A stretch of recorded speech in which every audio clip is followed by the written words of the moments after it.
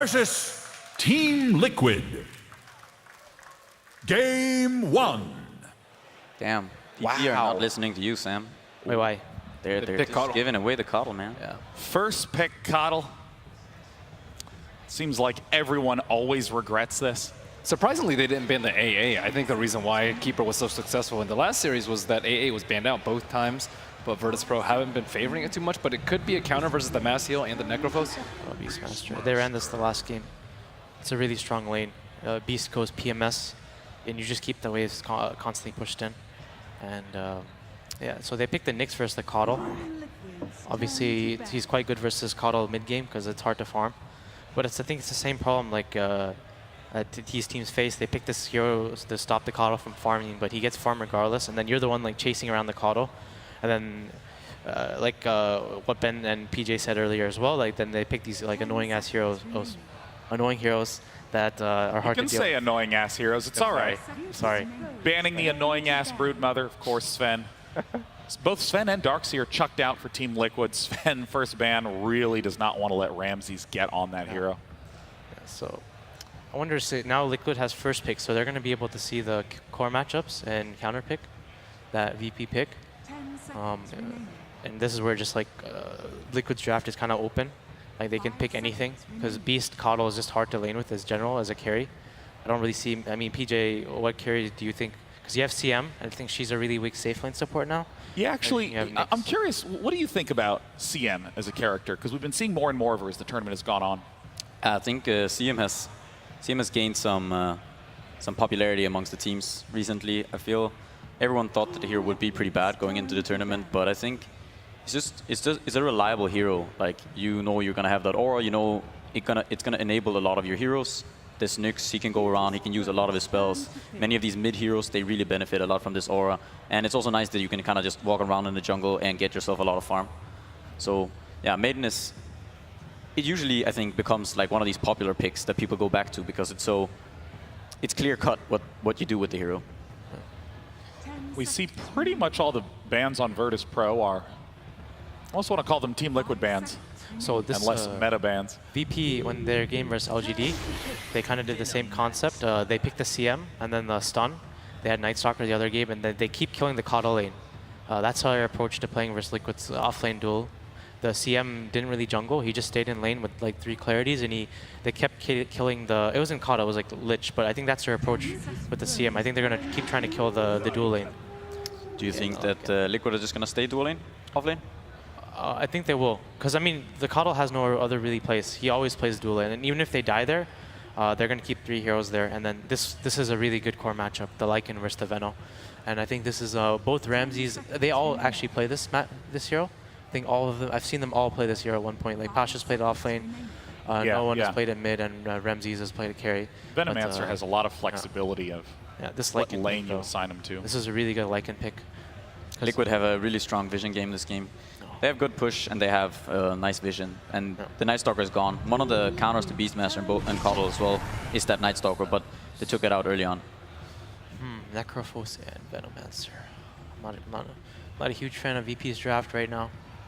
I feel like both these heroes can't deal with the Lycan. I think this Lycan looks like a free game right now. He doesn't really have any counter. I think maybe they want the Necro versus the Lycan in lane.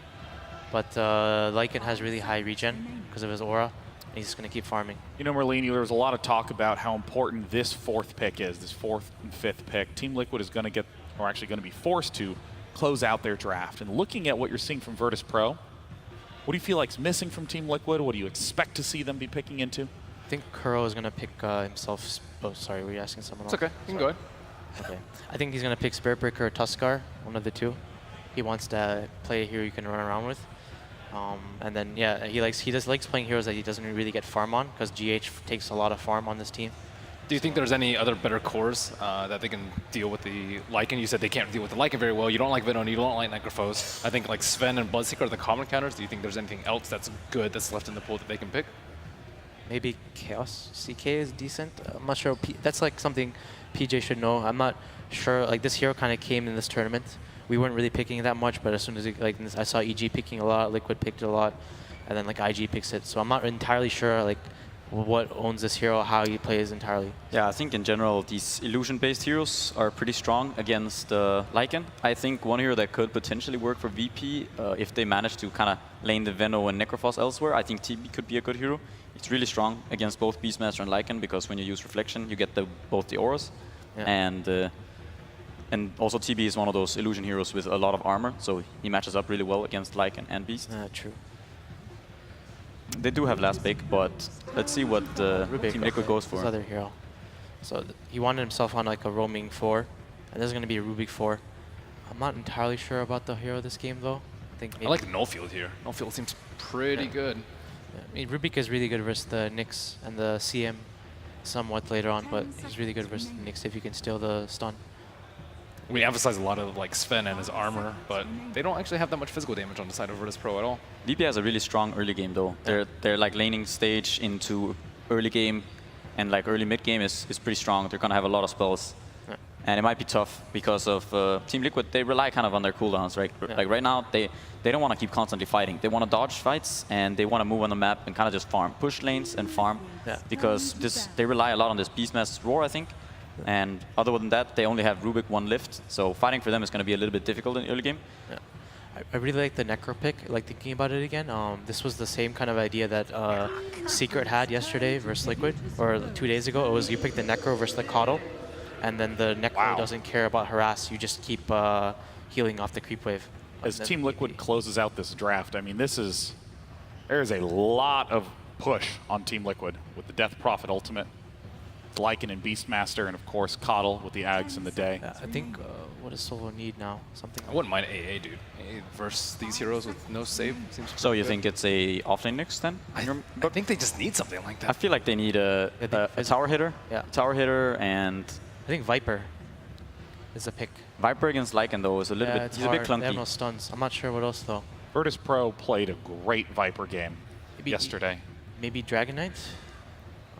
DK could potentially work. It's a pretty bad matchup up against DP though in the mid lane. So they could put the Venom mid, and then they could put the Necro offlane, and they can pick another carry. Yeah, that's what I was thinking. They might do if they wanted to go for that. You know, something like the TB or another illusion-based hero. Potentially, you mentioned the CK earlier. Those all seem very slow though, I think. Yeah. Versus this push. If like 3, 4, 3.5. I think they need to use one of those heroes and kind of use the fact that they have illusions to fight early on, because it is kind of hard for Team Liquid to deal with illusions right now. Yeah. They don't have that much good AoE to spam down. Veno is one of the better heroes versus Death Prophet mid. If they match up, DP can't take Veno's tower that easily. Let's see what hero this is. Okay, yeah. Bloodseeker. This is carry. So that's one of the heroes that people like picking against this Lycan now. Okay, yeah. Well, with that, looks like no one is actually on Bloodseeker, and Ramses is on Venomancer. It's a push-heavy composition from Team Liquid, but of course we've seen VP play in a very universal style. Let's get into game 1 of VP versus TL.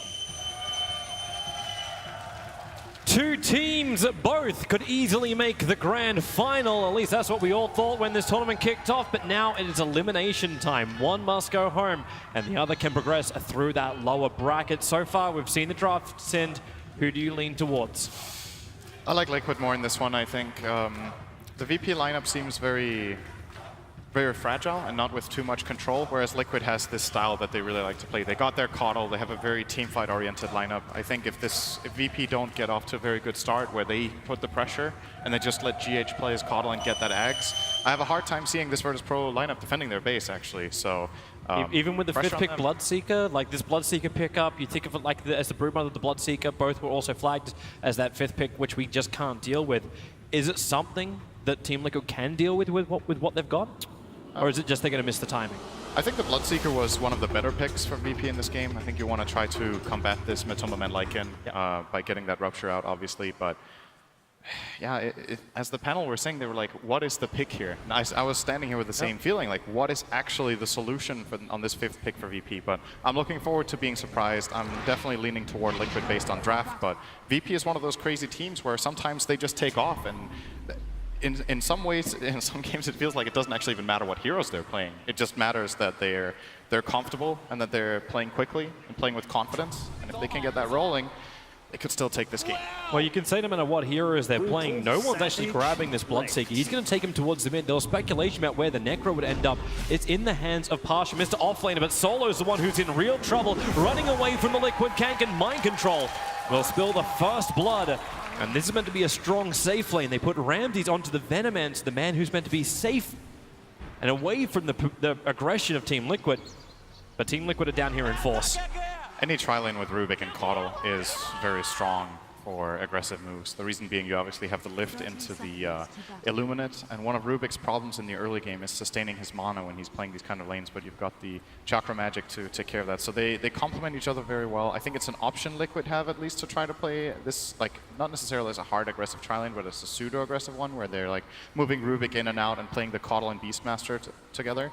But for now it looks like they have other plans. They're heading up toward Matumba Men. Well, you've already secured the kill on the bottom lane, so you go towards the top, a place where Pasha may not be expecting the attack, and Kuro can just start once more. Pasha's on the run. Kuro trying to get in range for Telekinesis, able to pick him up and grab him down. Illuminate is available as Pasha into that Ghost Strike, gets hit by the Illuminate of GH. Pasha very, very low. He has only got Tangos, no sticks. Very far, will give him a little bit more life up the hill. No mischance, but Tolman, one poor swipe will do the work. And Team Liquid off to a dream start with 2 kills before the creep waves even meet. This is such an unusual lane movement that there's no way Pasha saw that coming. Like you said, they go all the way from bottom to top with both supports, and they were not crossing through any wards that BP had placed, so no information available for Pasha. And not only do they kill him, but they made him skill Ghost Shroud level 1, which is not really the ideal spell you want to have. Possibly you want to start out with Death Pulse if you can, so a little bit of a lane advantage from a Atomic Man as well, based on that. Well, it's nice for him. A lane which is going to be, well, not much of an advantage for Mind Control is going to be that bottom lane. Lil currently staying down here, just trying to harass the Beastmaster out and make more space for Ramses. Ramses, DPS-wise, just going to win this lane out. No way the Plague Wards can be taken over by the Beastmaster balls. But when does the rotation come towards mid? Nyx Assassin has been known for really causing problems in the mid lane. At the moment, Lil's just trying to cause problems for GH. Don't let him abuse the pools. Don't let him abuse the stacks. Yeah. Keeper of the Light, however, is a very fast hero. He gets Howl. He's actually going to hit Lil pretty hard here. Just keep running at him. And knowing that Lil has mana burn means he can feel confident to use Illuminate at any point in time he wants. Pasha's just being forced out of top. This is scary stuff for Necrophos. I think this hero is very good in certain situations, but is a bit snowbally in nature in that offlane position. If you get forced out this much in the beginning, they might need to help him as well. And it just seems like Lil has a lot of problems to solve right now while they have solo jungling on that Maiden. Is the pressure actually on Lil to solve that offlane, or is there something else Pasha can do? I don't know, man. He's level 1 with Ghost Shroud. Where's he supposed to I don't know. Like, is it just pull lanes? Is it just go jungle? But yeah, you can't jungle without Death Pulse. Looks like Nyx Assassin again. Just going to push GH away. He's fine with that. Level 2, minute 2 runes. Just easily shared up, and everything else been pretty passive after those first 2 kills. Mid is going very well for no one, though. So that is the good news for VP, is that he is destroying Miracle on CS, and Lil is going to be annoying again with mana burn. He even has made more, so he's going to be able to keep doing this. Bottom lane, actually, GH is in death. Oh, yeah, he's totally gone. Ramses hits him with a Gale.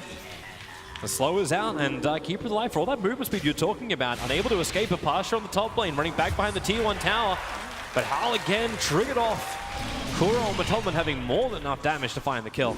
The way they got the kill bottom was they galed and then had solo illusions. Yeah. Now they're going bottom. It looked like GH and Mind Control thought they had an opening on Ramses. With that Howl bonus damage, the Illuminate as well as the Axe connected. Ramses into the tree, trying to run away from the boars. The Illuminate connects on Ramses. Further into the trees, the Frostbite holding Mind Control in position and bringing him down.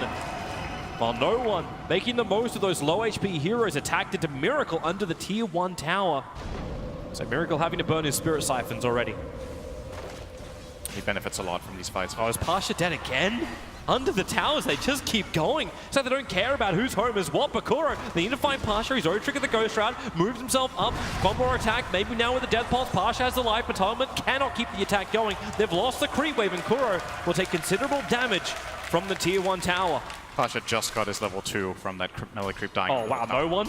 Okay, when you're low, no one just gets massively buffed. And continues to pressure Miracle every time. It's like the second we have a fight, we have a secondary camera just looking at no one and seeing what he's doing. Force the rotation from Kuroki into mid. I think that's a good defensive TP. Miracle was in a lot of trouble. No one will be getting level 6 very early as well, and then he can start forcing Miracle to TP out. Doesn't really have many good defensive tools against this Bloodseeker. You got one Siphon, that's not gonna keep you alive against this massive damage that Bloodseeker has if he Blood Rages both himself and you. So gotta be careful here, Miracle. He's gonna get some help from GH. Maybe just spam out the lane, his Max and Crypt Swarm. Just be getting his farm that way.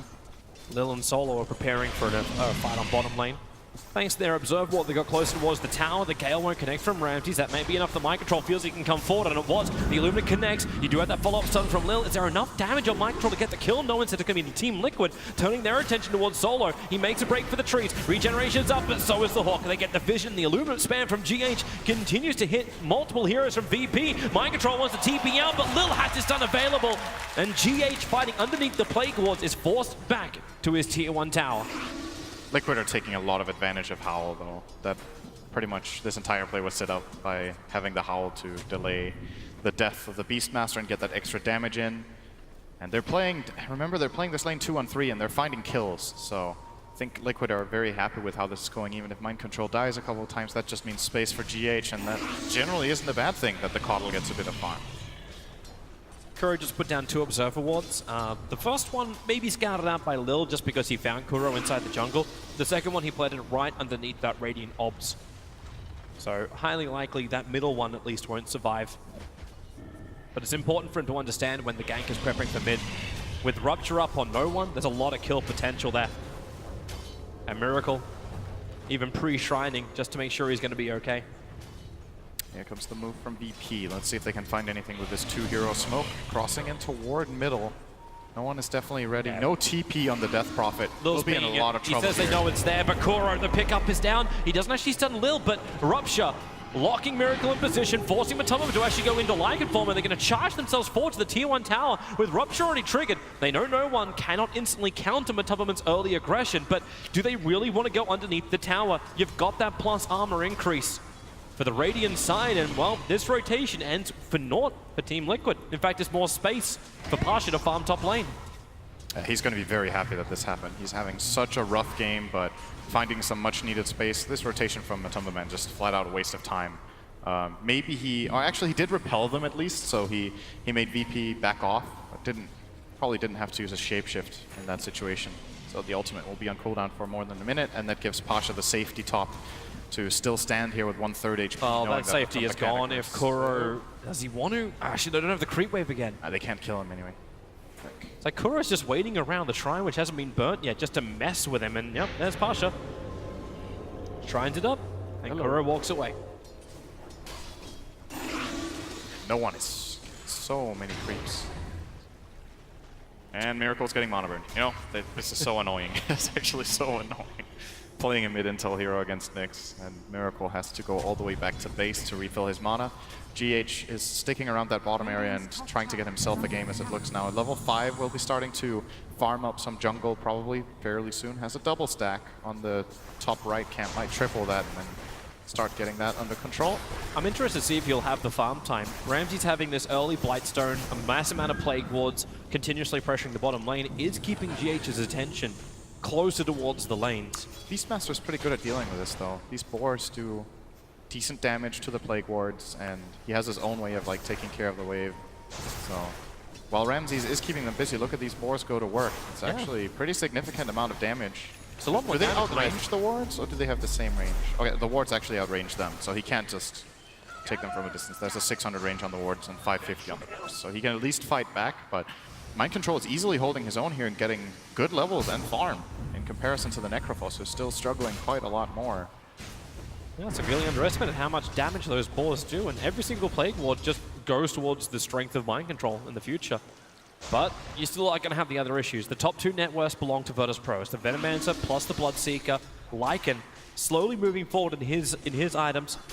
Is the Necro build actually going to be the biggest impact in the fight, or is this just the standard progression now for him? I like the Necro book. I think if you want to play it, I don't want to call it a timing push lineup, but it's very clear what Liquid's game plan is. Oh, and Courier. Necrobook is great for that. Kuro's making the decision if he wants it or not. Mind Control's actually going to roar it so it stands exactly still. Let the ball finish the job. There was nothing on the Courier. But it's Courier for solo. Necro actually TPing over. They want to try and find the kill. Lil's rotated in from the east, but Mind Control, he backed up at the right time. So Lil's stun will not connect. That's a big man to do such fancy footwork. A nice sidestep here from MC. Had the ward in the area, of course, to see Lil moving in. So had the information he needed to go for that. And it's another rotation from VP that doesn't really do too much. Now Solo has rotated top to He's got help. Matumba Man. Actually, no one's still actually farming the creep wave. Not initiating out.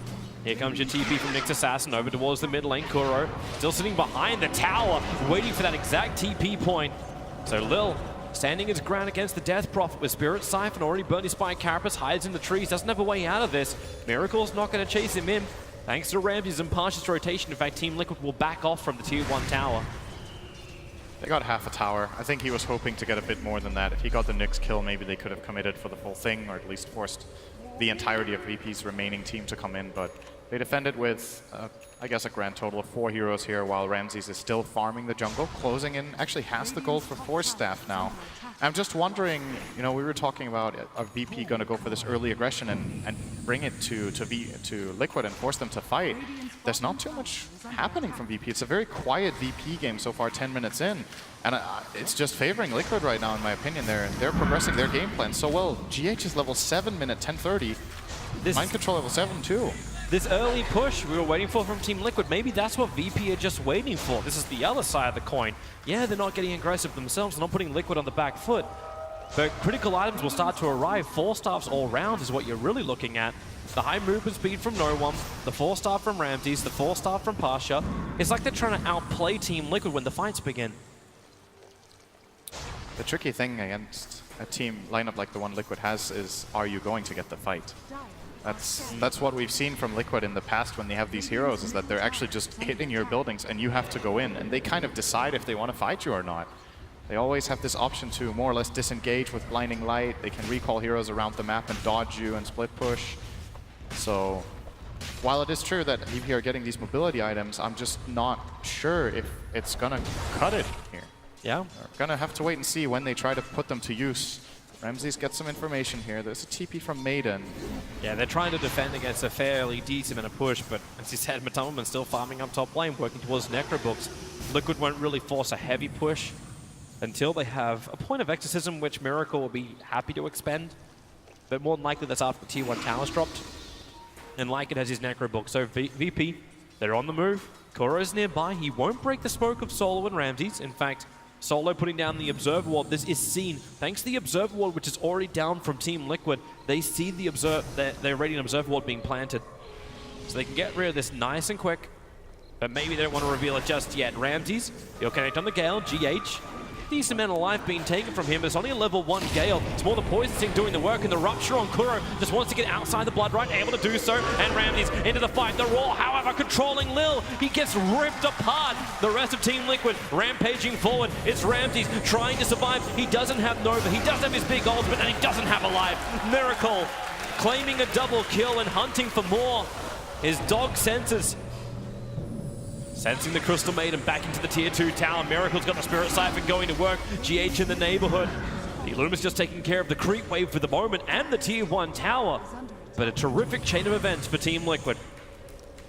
Starting to build some pretty significant advantage. Oh, GH, gotta be careful, man. He got rooted up by the Ancients. He's fine now. Bit of a Poison Sting, but he will survive this. And VP try to make the most out of a bad situation here by rotating to top and seeing if they can do some structural damage here. Actually gonna find Miracle. That's a huge situation. No one's got all the movement speed in the world. That's very difficult for a Death Prophet to repel. That's the nice synergy between Bloodseeker and Venno, is that even when Venno loses the fight and dies, he will still do a good amount of damage, and no one's just on a bit of cleanup duty. Run, Ramses, run. You just put down a Plague Ward and saw 4 players from Team Liquid approaching your bottom Tier 1 tower. Heavy information and doesn't lose his life. And the trade-off is the fact that no one can take the Tier 1 tower on top. Very close to finishing up the S and Y. It is his first major item. It looks like VP are going to continue the pressure here as well up top. They realize that this bottom tower they simply cannot defend. Ramses is trying to delay it a little bit, but at the end of the, yeah, what are you going to do? Goes down, and okay, VP did not. Here's the TP. Pasha's TPing in. Maybe they feel really? they can do this. You can force staff into the Nova. But Team Liquid are backing up. They're also uncertain if, like, with this presence of Ramses, they don't know exactly if Virtus.pro are properly committing to it. Lil has disappeared. He's gone actually out under the cover of Vendetta, but underneath the Observer and Sentry Ward, the vision of Team Liquid. Cool. And he sits there on the Sentry Ward, almost out of range. The dust, it'll connect with the Spirit Siphon. Raw reflected by the Spike Carapace, but there's more than enough damage from both Crypt Swarm and Illuminate to find the kill on the Nyx. And again, Matumberman finding the Crystal Maiden. This is not a happy day to be a slow hero against a dog that speed. And Pasha knows it too. Straight into the Ghost Shroud, back under the tower. Use Ramses' Plague Wars to just defend as hard as they can. And give time for no one. And now Liquid have the spell that they didn't have before, which I think was why they didn't commit for that bottom tower. Exorcism is online. They got 2 kills without expending it, so they can, if they wish, try to brute force down this tower. It looks like there's some decent ground game here. VP actually going for that Rubik kill. Yeah, they actually chase the whole way. Venomancer throws out the Nova plus the Gale. Mind Control probably tick out from this Pasha. Try and survive. Just so damn tanky on the Necrophos. Even Rupture and Matumberman, they can't run away. Mind Control is still ticking down to both the Nova and the Venomancer. Gale, Miracle denies him in the middle of the fight. Have to make a break for the tree line. Doesn't have a lot of heroes left. In fact, it's only the Keeper of the Light alive, and he's up on top lane. Miracle alone forever. Underneath his own tier 1 tower, but Virtus.pro come with the numbers and take a big fight. There was this slight moment of opportunity then when Ramses was actually starting to do some significant damage with those Plague Wards. Liquid were standing under them for a while, and Pasha sees this very, very minor chance to go in and get that Reaper Scythe off on Kuro, and the moment he gets that, he heals so much from the level 4 Death Pulse that Liquid trying to fight back into him can't kill him. He just uses that Ghost Shroud, and until that Diffusal Blade is up on Lycan, which I'm guessing will be the next item after the Necro 3, Ghost Shroud is a very powerful ability for a while in this game.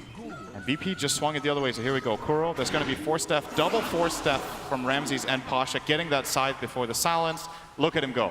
They're actually just really trying to kill him, and it doesn't work. When you can't inflict the damage, can't get the big steals either, and Team Liquid just don't have that team fight control once the Raw goes down. It has to almost be brute force, which is something which we've seen a lot from Team Liquid. That's why you look for that Aghanim Scepter timing over on GH.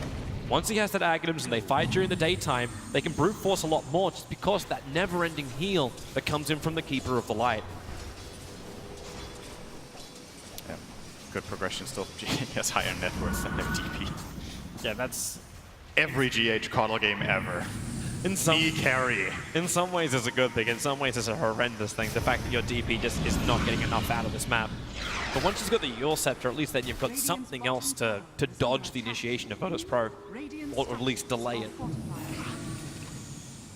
Virtus.pro are trying to put on some pressure here in mid, but it still ain't easy.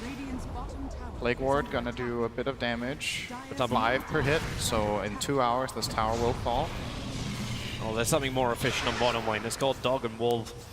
Taking out the tier 1 tower and adding more and more pressure. You've actually got Beastmaster giving the balls. There's a lot of summons on the bottom lane attacking or coming towards the tier 2 tower to attack. This is a big issue though for VP, that they can't pressure the towers that well. You have Venom Wards and that's pretty much it. Nobody else wants to come in close and get the damage done.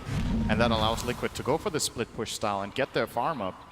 I think it's crucial at this point that they find a couple of keys on the key kills on the CODL by using Nyx, but GH has been doing a very good job at not getting caught out by Lil, and with this amount of farm he has now, Lil definitely can't solo kill him. They don't have anything like a Sunstrike, so we're looking at smoke ganks in order to kill a CODL, and you don't really want to do that. You know, most of the time you wouldn't advise smoke killing a support, but Liquid aren't playing this hero as a support. It's a core when they play these CODL games, so he is actually the best kill on the map in my opinion.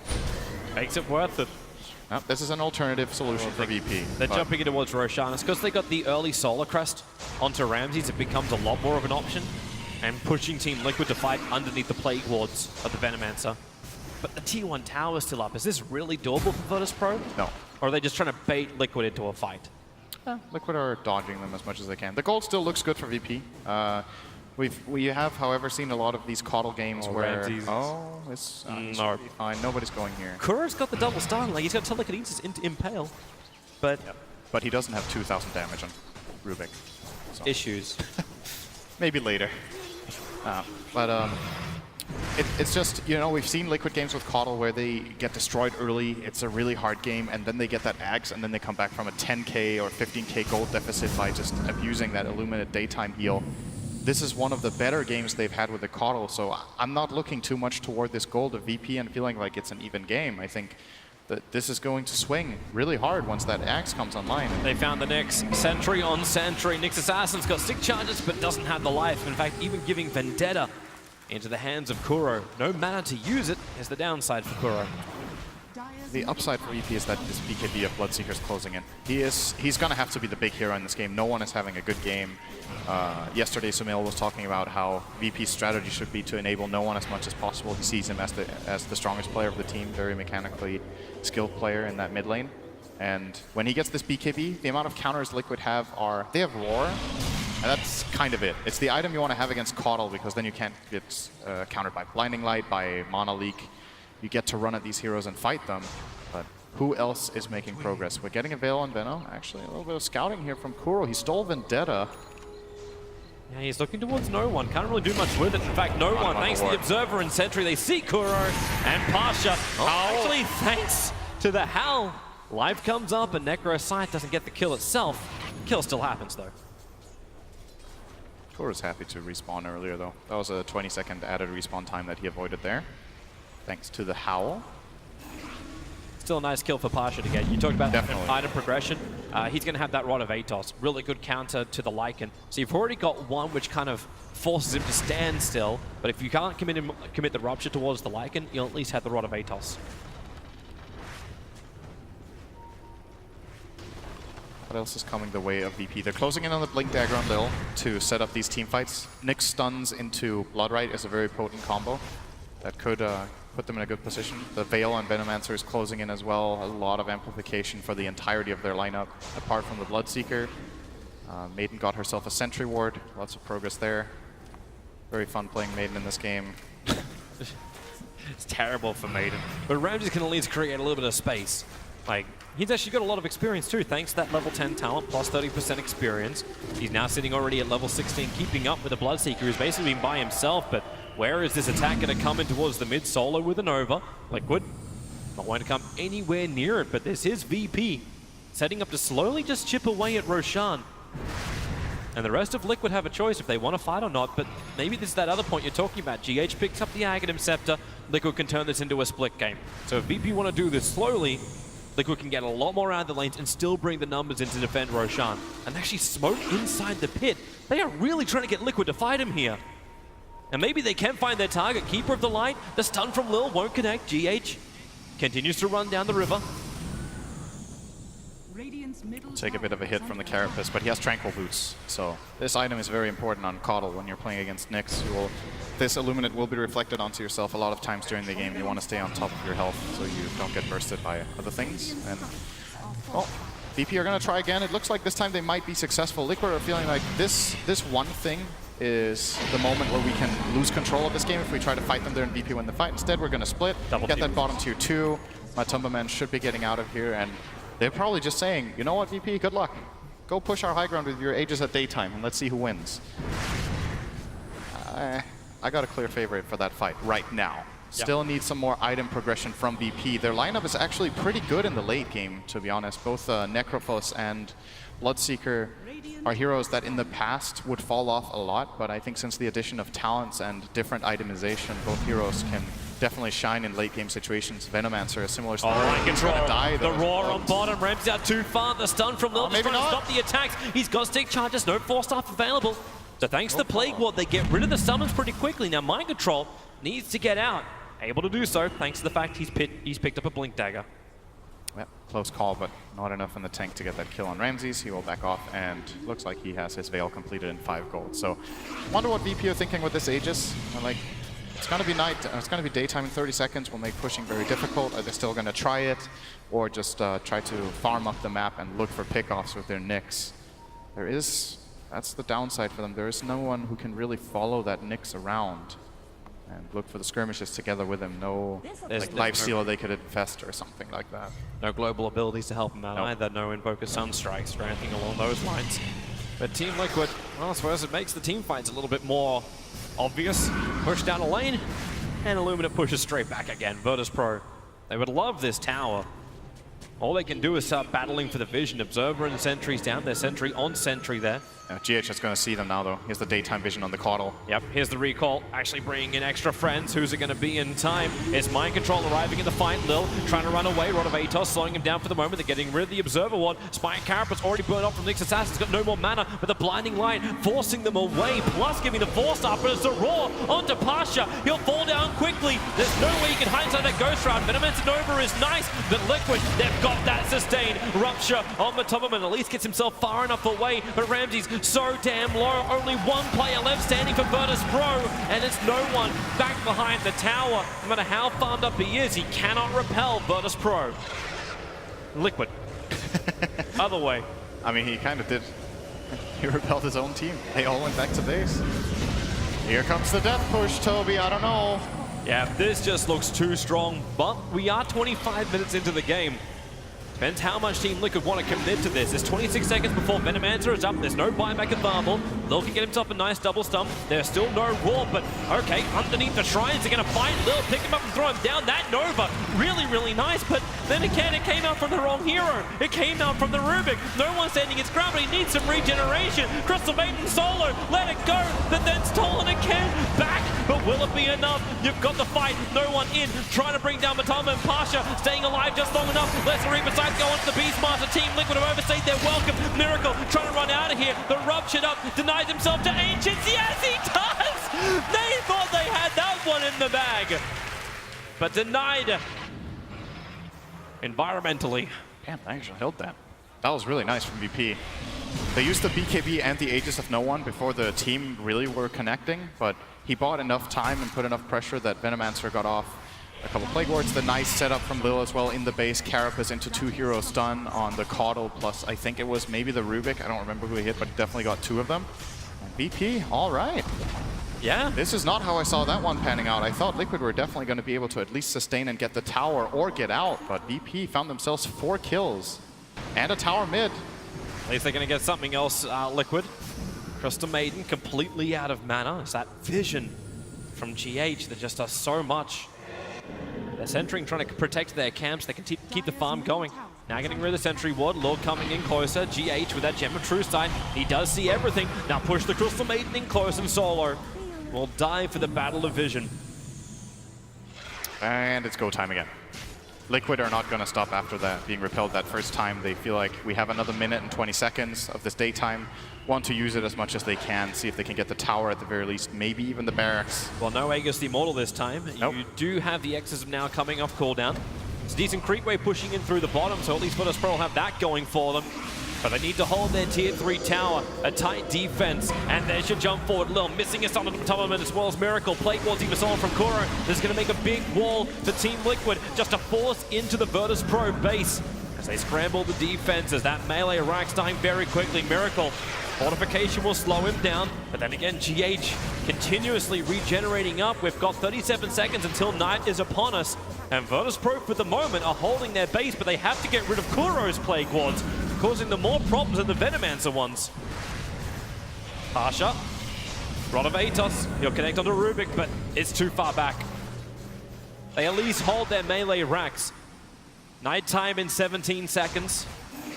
I'm expecting some massive aggression out of VP now during this nighttime. I don't think they can let Liquid get away with just farming for 4 minutes and then going again. Next time the Rax is going to go, and the Roche maybe.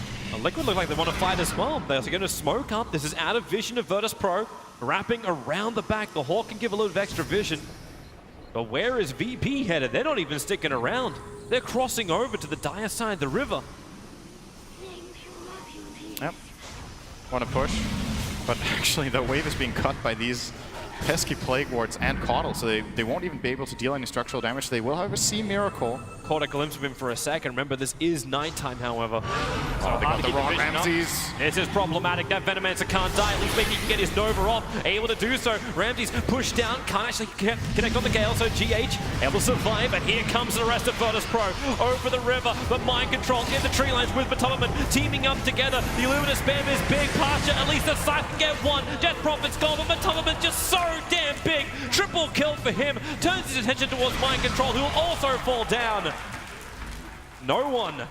At least getting something back in that with the double kill. I love the itemization from VP this game. They've got Blade Mail on Necrophos and on that Bloodseeker, and they're just running at this DP and Coddle like, cast your spells, go ahead, let's go. GH able to get away. It was the thirst that was giving the vision. These Blade Mail pickups are really, really good right now. That is a problem for Team Liquid that they will have to deal with. So Ramses getting off this Poison Nova before he dies is crucial. Does get blinded back into a couple of Liquid heroes, actually, so he connects on, I believe, 2 or 3 there. And look at this Reaper's side. So DP looking pretty healthy, but these Blade Mails just eating her. Together with no one's BKB, that Reaper connects. Pasha just barely dying before Matumba, else that would have looked even cleaner. And with these Blade Mails for now, VP are holding on. It's a great solution to what Liquid is throwing at them right now. The question is, what is the counter itemization going to be from Liquid? Are they going to get some BKBs up and running? For example, on that Lycan, it is closing in. Maybe Death Prophet will change her approach as well. Currently sitting at queued up Octarine core. At least you get the regeneration in from that, but it's still... Might need some, I don't know, magic resistance? They don't really have any... Do they have anyone building a pipe? There's the Glimmer on GH, and they have the Null Field level 3. But I feel like a pipe would be really high value when you're playing into this kind of a Venomancer strategy. So far, so much magic damage on the Radiant side, actually. So far, they haven't gone for that. Beastmaster is one of the older ones that could be picking up those kind of auras, but Mind Control is also looking for his own BKB. Yeah. They might feel like it's too late now for pipe. It's arguably a pretty tricky pickup when it comes this late into the game. It's like 30 minutes you're debating, should I get the pipe or should we all just get BKBs instead? And it looks like BKB is the choice of Liquid. Well, Virtus.pro are already coming, so even with these choices they want to have, it's going to take some time to reach them. So Virtus.pro hunting everywhere they possibly can, but Liquid, their split push is still so damn good. You fall back, Matomaman sent inside the tree line, he'll be recalled in by GH. And Virtus.pro, if they want to try and force something, they have to keep just pushing down the lane and potentially into a trade-off position. They got 50 seconds until daytime, but I mean, I'm not even sure anymore if Liquid will win this this next daytime fight as long as these Blade Mails are up and they don't have their BKBs coming out yet. I think VP can contest this Roche later on. They're trying to fight nighttime. Bloodseeker's up on the top. No one not going out too far. Just throws out the Blood right to force the lane in. As the Crystal Maiden inside the Roshan pit, picked up by Rubik. Already mana leaked up. Solo knows he ain't surviving this. Came with observers and sentries trying to help out. His friends are coming. Maybe Lil. Blink goes for a blind stunt to the other side of Roshan, but they do find Kuro now. Completely out of mana. Has 8-1 charges, but then 4-stuff gets him up the hill. Kuro's got the distance. Pasha didn't want to use Scythe on the support kill, and it actually ends up keeping Kuro alive. He gets 4-staffed into Glimmer on the high ground and Howl. Maybe Pasha thought he couldn't kill him. That's also possible, knowing that the counterplay from Liquid is pretty good. And they got that freebie on the Maiden, and now Roshan is about to spawn in about 15 seconds, so Liquid will see this happening the moment it does. See if they can find anything else. Even just forcing a BKB out of no one is a really big deal. If they can intimidate him here with like a mana leak, for example, to... Only thing is you can't come too close because this now allows no one to rip through the back lines. The side is down, doesn't kill off Matomaman, but still holds him in position long enough to make it happen. A miracle! GH just brought him in. He recalled him right underneath the Bloodseeker, who is hungry for blood. Miracle will go down. A double kill for no one. They're feeding the 705 beast of Bloodseeker. That's a Roche as well for VP. Great sequence from them. So important for them to get these jumps, and this is the weakness that Liquid's lineup has, is that when they're fragmented and not together in this structured setup where they are the ones setting up a 5-man, pushing in from one angle so the Illumina can hit. When they're fragmented like this and the Bloodseeker runs at them, it's not that easy. The moment Matomaman gets stunned, they're like, uh-oh, what's your counterplay? You don't really have any save. Mind control. You didn't want to be this close. They're trying to recall him, but the damage has already been done, so recall cancelled and mind control. All he wanted to do was contest Roshan, but Ramses snots him down. Aegis and Cheese going to no one. Guessing he will pass this Cheese on to Pasha. At some point at least. Sitting on both for now though. This game, Team Liquid pushed in. They took the tier 3 tower mid. At that point, we thought Virtus.pro were probably even done for. A huge defense, and everything since that moment has swung around the other way. Both teams are still getting objectives, but if you look at the graph with the green as well as the orange dots, is a lot more tilted towards the VP side now. It's just we've seen this game from Liquid so many times over the last couple of months, and this just looked like the textbook win. I was really surprised that VP managed to pull off that hold, and now that they did, Liquid's lineup is gonna struggle here. We've seen them win games where they are behind and then get the Caudilacs and then they go for the timing push, but VP beat the hard timing push. So when it comes to this easier one to defeat, what do Liquid really have to deal with this like extremely farm Bloodseeker sitting on about 20k net worth on no one, 7-0-5. Pasha, after an abysmal laning stage, has managed to recover very nicely and had a high impact in the previous fights.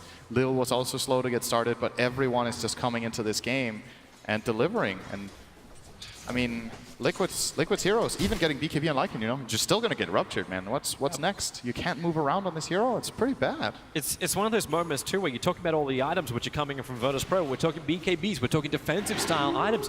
We're not talking about items which stop the Bloodseeker or kill the Bloodseeker. Nope. So for now, Liquid, they kind of have to do the same kind of thing Virtus.pro did. Hold the line and make sure somehow they survive without taking a huge economical damage.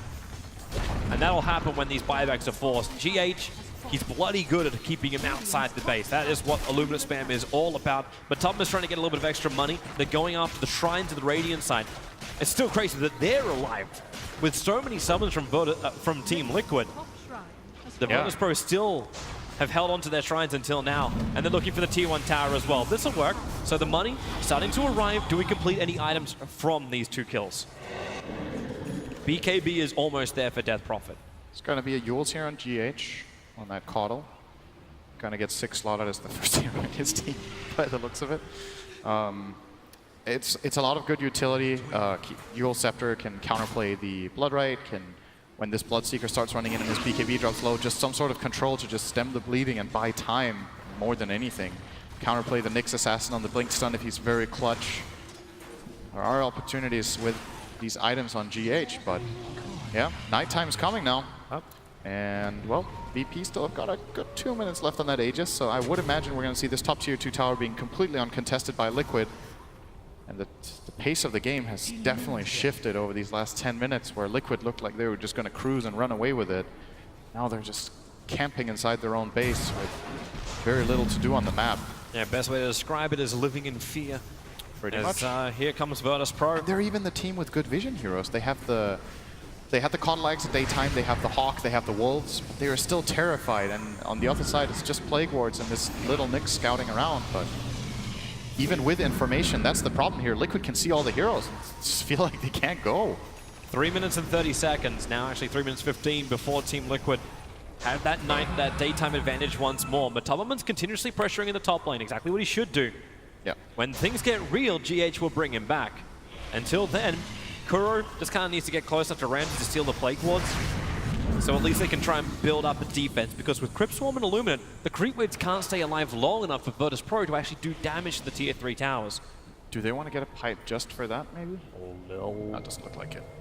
But Tubman's out. Didn't find him. No. He's gone. Back to base. In fact, everyone has. Pasha's gone to the top lane. Looks like he's building in for a Lotus Orb. Reflect the Roar. Reflect Monolith is pretty annoying. Spirit Siphon. Bloodseeker's actually going to be dropping his Blade now eventually. He's looking towards the Skadi as his next primary item. Yeah, no one is fat. He has so much farm. 22k worth of net worth, and the closest to him is the 16,000, the Venomancer. Yeah, this is even, he didn't even go Midas on the Bloodseeker, right? It's just kills and good farm across the map, I think. He's 705 with 353 CS in 38 minutes. Yeah, it's been a good day at the office for no one. I wonder what talent he's going to get on 25. If you're struggling to push high ground like this and the opponents are zoning you off, you could argue that the Blood Right cooldown talent is really good. But 30% lifesteal is also really, really nice when you're hitting this hard. It seems like a security thing to have that. Like if he's going to go for the Scan, if he's going for that high amount of life and he's got the slow, like stacking lifesteal on top of that seems like a wise maneuver. I'm interested to see what he chooses. I think both options have their merits in this game. I'm just going to shove this out. When you look at this game, isn't it surprising to you that nobody bought a pipe on either side? This is like a really... It's like I guess for both of the normal items, like there's no pipe and there's not even a mech. No. You could look towards Greaves. I thought maybe that was the other way Team Liquid could try and counter the heavy amount of damage early on to stop the Bloodseeker from getting buffed up so much thanks to Thirst. Yeah. But they're just relying purely on GH's heals to do that. And he's even going for a BKB himself. He's not actually going for a Greaves of his own. And now that the Aegis is gone, BP are like, now we push. Because now we don't have the Aegis anymore. Now Bloodseeker actually has a useful item in his inventory as opposed to the Aegis the Immortal. They've been struggling to set up this push. They're still being countered quite well by this split push from Liquid. Could maybe see the Boots of Travel come out on another hero than Pasha as well. Or maybe he gets BOT2s and then they just try to connect him with the Nyx. Go for blowing up someone. Scouting out here at the bottom. It's just a Hawk flying over his head. The Dire is scanning Matumban as well as Mind Controller, wondering if somebody is here. Day is coming up soon. This is a pretty good timing for Liquid to look for an opportunity. But Lil blinks out. Yeah, quick blink. Was just scouting out for the rune. It was a haste rune on the bottom. Haste goes to the Coddle. You barely tell the difference in his movement speed. But the fact that was also the 38-minute rune that spawned down there. Now there's an Arcane rune that will spawn in its place. And an Illusion rune top. 40 minutes, 2 runes are now spawning. Action time. Team with the map control. This change, I think, is one of the big contributing factors to the average game time being reduced as much as it has. When you reach this 40-minute mark, the team that generally is controlling the map, this extra rune every 2 minutes makes a big difference. You can go for pushes with extra illusion runes or DDs, and you can easily get the Roche or just get information. This is the big thing though for Miracle. It's the fact that it's the Death Prophet. So Arcane Rune is so important for her. That's big. The Exorcism lowered cooldown is the critical thing. You can push, you can take a fight, then you can potentially push again before Virtus.pro be ready to defend. But is Team Liquid really going to do this? Last time they tried to force a high ground was early in the tournament when they had someone like a Bristleback to be their front liner. You don't seem to really have that this time from Team Liquid. Instead, you have Lycan to do that job. And still, Lil failed the stun. Spike Carapace is still out, wants to get away, trying to Burrow Strike himself down. He's trying to go Lurker style with that Aghanim Scepter. Goes down. Man, he spent the money on the Aghanim Scepter. That is really bad news. If he sat on the high ground in this pile of dirt, then Liquid could have never really pushed, but this is a 40-second window at daytime. Yep. That's exactly what Virtus.pro wanted. The Arcane Rune might have worn off, but Exorcism, a Valve for Miracle, he'll end up committing it. Blood Right makes it very difficult to push high ground. Not to mention the Plague Ward Wall is starting to come up too. An Illuminate spam from GH. Sustain is there. They're chipping the Tier 3 tower. These Nectar books. No one got their his life. 25. They don't have enough damage just yet. Even with a 4-staff into the Gale and Miracle, he doesn't want to stay that close. A lot of ATOS on the GH, but it's not going to matter. It's 5-second Blood's Right cooldown, man. How are Liquid going to push the base now? Maybe this game never ends. Who knows? Maybe this is going to... We push you, you push us. Well, Nobody I was can high ground. lucky enough to have that 140-minute game with Fogged during the qualifiers. Hey, maybe we can top that. 42 minutes in. You know that the high ground defense from both sides is wonderful. The only other way around it is then what? Fight outside the base, get a pick off. Might want to be looking to split. You want to push 2 lanes at once, but that's not really what Liquid's lineup is the best at. Lycan is pretty good for it, but you want well, the double stun. He caught out Kuro as well as Mind Control, and Rupture on the back lines finding Keeper of the Light. So Kuro's being dealt with for the moment by the borrowed up Lil, but the rest of the fight's on top of Matumban, chasing after no one. He has the Blade Mail up, Matumban doing some damage, but also now it's Ramses with the Nova out. Miracle trying to stand his ground. He doesn't have the Exorcism. They don't have physical damage from him, but Matumban may just be enough. Ramses burns the cheese. They have the life. The Blinding Light makes it difficult to get any more damage out, as Miracle has somehow managed to get not only a double kill, but winning this fight so far in favor of Team Liquid. Venomancer has nowhere to go. He'll go down. There's no buyback. A 3-man stun for a TP out from Lil. He'll be successful. but now he's the only man to defend this Team Liquid push. And Liquid are going to heal themselves up fully here as well. They still have a 1-minute timer until night, so plenty of Illuminates to come from GH. And this is buyback territory. I think VP hold their high ground with 2 buybacks here, but I think they have to burn both. They're probably going to buy back the Bloodseeker first. Spamming Blood Rite and the Burrowed Nyx may just be enough with just the 2 of them. It could maybe work because there's still cooldown on this Exorcism and 40 seconds. Oh, they're both going to buy back, and Liquid just get the hell out of there. Yep, they got exactly what they want. Necrolite and Bloodseeker having to burn their money. They bring the net worth closer together, and they actually hold the gold advantage for the moment. Crucial in that fight that they get the roar on the Bloodseeker next to Lycan. You're going to see, oh, actually this is the tail end of it, but Matumba Man was able to be useful. They got the roar on the Bloodseeker. Even if he's ruptured, he's just standing there mauling into this Bloodseeker. Eventually brings him down. Gets very low in the process, but still survives until the end, when I do believe he did die here, right? Eventually. Matumba's dead in my game. I don't know. Did he die to Poison Nova? I guess so. He died to Lil. Yeah. Oh, he died to Lil. Okay. Lil, by the way, finding mind control, missing his stun. Hasted Beastmaster, not too easy to hit there, and Lil couldn't have killed him anyway. But big move for Liquid. They got that out of their daytime. Did not get a tower, but forced 2 core buybacks. And if they can get another fight like that where they roar up no one and bring him down, that could spell the end of Virtus.pro, so VP needs to be careful. Maybe get themselves a Lincoln Sphere against that. That'll work. Miracle just got one. Yeah, but he's on the other team. So yeah. That doesn't really help. Wrong side. But VP looking for the kill. Illuminate spam down the middle, as well as a second wave. Kuro gets a ward out. Both teams having They're vision. so close. Lil jumps in. He's going to get the stun over on Miracle. Blinding light from GH. Going to create a little bit more space. Miracle. BKBs as well. That was his 9-second BKB. Really not wanting to die. I got scared there.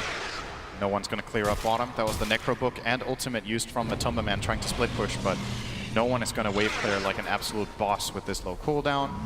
No problem whatsoever. Take that out. Now the question is, who finds the next opening? There's no dead heroes on the map. Nyx is in Vendetta again with a gem. He can find just anyone. That will be an Aegis for VP, and they need this Aegis, I think. If this Aegis goes to Liquid, it's going to get very scary at the upcoming daytime. So Virtus.pro will be trying their best to control the Roshan area. Don't seem to have the confidence to really start doing it, though. They want to push out the waves further. If there was a double damage for no one, then maybe they would believe in this a lot more. But the top lane continues to be pressured in. The Beastmaster is there. Lil's going to find him, or I suppose it's the other way around. Both of the gem carriers see each other and run away. Miracle, Invis rune top, so 2 relatively bad runes at this time for what is happening. You would like double damage if you're VP, and if you're Liquid, maybe you would have liked the Invis to be on the bottom side. These illusions of DPR, that's nice, but doesn't really change anything right now. The Invis rune gonna go to Kuro. Might be able to use it to get a ward out at the very least. Something.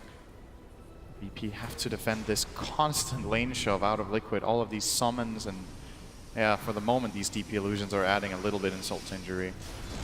They really just want the kills. They don't want to be doing this. Right now it's PvE for Virtus.pro, because every time they arrive looking for a hero, all that's left is the creeps. And nothing's going to stop this. Damn, this Blood Rite is sick, man. I can't get over this. This spell has a 5-second cooldown? Really? No? Really, Icefrog? Balance in all things, Synderin. Yeah, I guess so. There's a lot of good 25 talents in the game. There's other things where you go like, what? Oh, here comes the Roche attempt for Liquid. They've successfully pushed out the waves very nicely, and this is a fast kill. Burning Exorcism as well. Exorcism, Solar Crest. And there's nothing to really defend it. Mind Control's watching for it. There's no vision from Virtus.pro around the pit. So if VP are going to defend, they're going to have to do it from their own high ground. And Liquid very quickly smoke. It's like they want that movement speed to get into the base. Still buyback on cooldown for both Bloodseeker and Necro for 4 minutes. A big window for Liquid if they can get one of them down. Did we mention the BKB on Coddle? We mentioned it was being bought, not the fact it was done and it's already halfway to his Octarine. I wonder what the win rate is of this item on this hero. If it gets picked at like oh, you don't do 2 points in decimals. 0.001% of games maybe? And Coddle in competitive? Like, I don't even know if I've seen this before. GH is really, really farmed. I wonder I mean, you want to get this item against Nyx Assassin, but at the same time, he's been doing a very good job at staying alive. He's 4-1 and 17, so could have alternatively gone for a secondary Linkens for his team, a Scythe Vice, you know, something along those lines. Even an Octarine core that we've seen GH build in the past on his Caudal to just spam out even further. But he deems the BKB more important here. It's interesting to see. It's a very uncommon item on this hero. They give Miracle the Arcane Rune again. So this time you kind of almost wish that Team Liquid would buy him a bottle so you're able to hold on to it until the push happens. Because like, it's the same fight on bottom lane. Miracle burnt through half of the Arcane Rune before he was even thinking about using Exorcism and ended up not using it with the Arcane. Small little things. Yep. But Virtus.pro, they know they're going to come under siege. This tier 2 tower is toast. Yeah, absolutely gone. BP will be playing high ground. How are their buybacks doing? 2.5 minutes they need to hold before they have buybacks. That's pretty much the entirety of this daytime that Liquid can try to siege. I'm imagining the situation they want to set up now is one where there are 4 heroes top and Lycan on bottom. He's currently working toward it. It is difficult for them to ensure that this happens, but if they can attack 2 lanes at the same time, they're going to do structural damage. Still no Lycan. Linkens, though, so Matumman is going to be You got really Linkens for annoying. him. You got a full Abyssal Blade for mind control. And Ramses can also survive through this. He's got a lot of blocks on both sides of the fence with a lot of initiation. I'm not so certain about doing the split push kind of thing, because Ramses, he has hit level 25. He's got the 3 Plague Ward upgrade. So with this, he can potentially hold an entire lane by himself. And then Bloodright does the other thing. You may be right. This is the game that can go on and on and on and on and on. If you feel like it's a better idea to just push into the Nyx Assassin with Axe and these 5-second Bloodright cooldowns and Plague Wards in the same lane, then by all means, it looks like a great try. They use the Rod of Atos to trigger off the Lincoln Sphere as mind control to the cover of BKB moves forward, but Miracle continuously stunned up. They're doing a lot of damage, Lycan in through the bottom. The tier 3 tower is already toast, but where is this fight going to keep going? The Venomancer ulti is doing its work. Miracle, he burns. The Aegis Immortal is gone. Remember, he won't have that Exorcism when he comes back to life again, and he's surrounded by the rest of Virtus.pro. Then he has the BKB, plus the Glimmer Cape. Shiva's Guard from Ramses is looking for a slow and has found GH. A nice hero to get rid of if he doesn't force up over the top of the stun from Lil. The Scythe can put Rubik down. Lycan will fall as well in the bottom lane. No one solo dealing with him. And thanks to the vision, they've got GH invisible, but not really. The Thirst lets Virtus.pro see everything. They'll claim 3 kills, chasing Liquid to the river. Defending their top lane, holding the bottom lane of Rax. The only thing they lost was the tier 3 tower on bot. That is not an easy play call to make, by the way. They're committing their absolutely strongest hero for the full duration on bottom.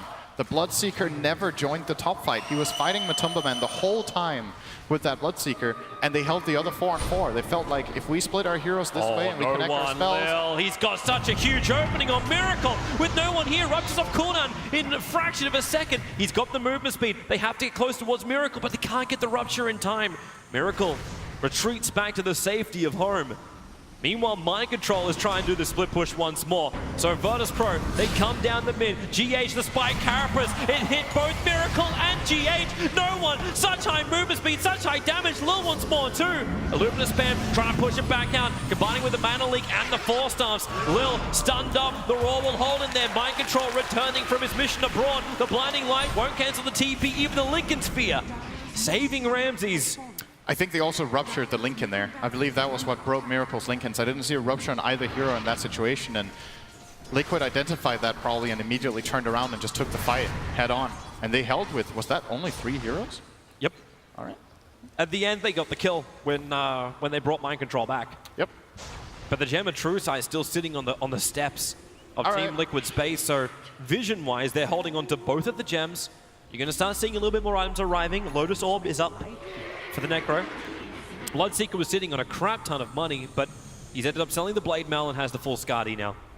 Blade Mail is losing its efficiency now that they're getting all these BKBs running, and obviously just the value of the item, the cost. The stats aren't that good. He needs to time the Blade Mail usage very well to make it worth it, and this Skadi is just overall a very solid choice here. So where do you go from here if you're no one? You want the Moon Shard, and then I wonder if he's going to start replacing any items. This Diffusal Blade has still got 5 charges, and he's had it for a very long time, so I might even think about getting something else in instead, maybe a missile. Mid, Pasha caught out, puts up the Lotus Orb, trying to protect him, thanks to the Gale from Ramses. Miracle really slowed up as the Necrobooks running after the poor Crystal Maiden. They force Starver a little bit further away and Blood right, just to create some space. Both teams feeling the confidence to come outside their bases and fight. This isn't just a straight up high ground defense. This is two teams respecting each other's team fight, but also believing in their own. Let's see what is coming in here. I'm starting to look at 25 talents even on the supports, because this feels like the type of game that could reach that state. And when you think about drafting and what heroes are good in general, very rarely are you like, oh, this hero has the best 25 talent ever on my support Crystal Maiden. I'm totally going to pick this hero this game. But now that we're reaching that state, there are some supports that just have incredible 25 talents compared to others. The Nyx Carapace is coming up maybe in about 5 to 10 minutes. Lil could be 25. That's the extra damage. About the Coddle one, where you can actually, like, GH is already sustaining so much. Does he get the 200 damage / heal for Illuminate? The cast range is also incredible. 400 cast range on Coddle is so good. And then you look over to Crystal Maiden, plus 300 damage on Nova. He's trying to catch up to him at the moment. A quick limit cape, GH.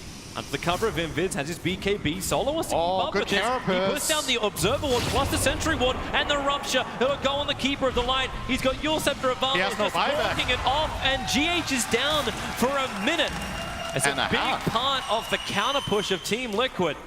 If VP realized he doesn't have buyback, he was the only hero to buyback in the previous defense of Liquids. If VP realized that, they could really try to push their advantage here. I think Coddle is a big problem for their lineup, and having all this time to get something done, they should really try to take advantage of this, but the waves are just Beastmaster pushing in all the time. Mind control, you don't want to be here. Ramsey's coming from the north, but he didn't fully wrap around. They don't really know the Courier is in fact trying to make a bit of a quick run. There goes your Raw.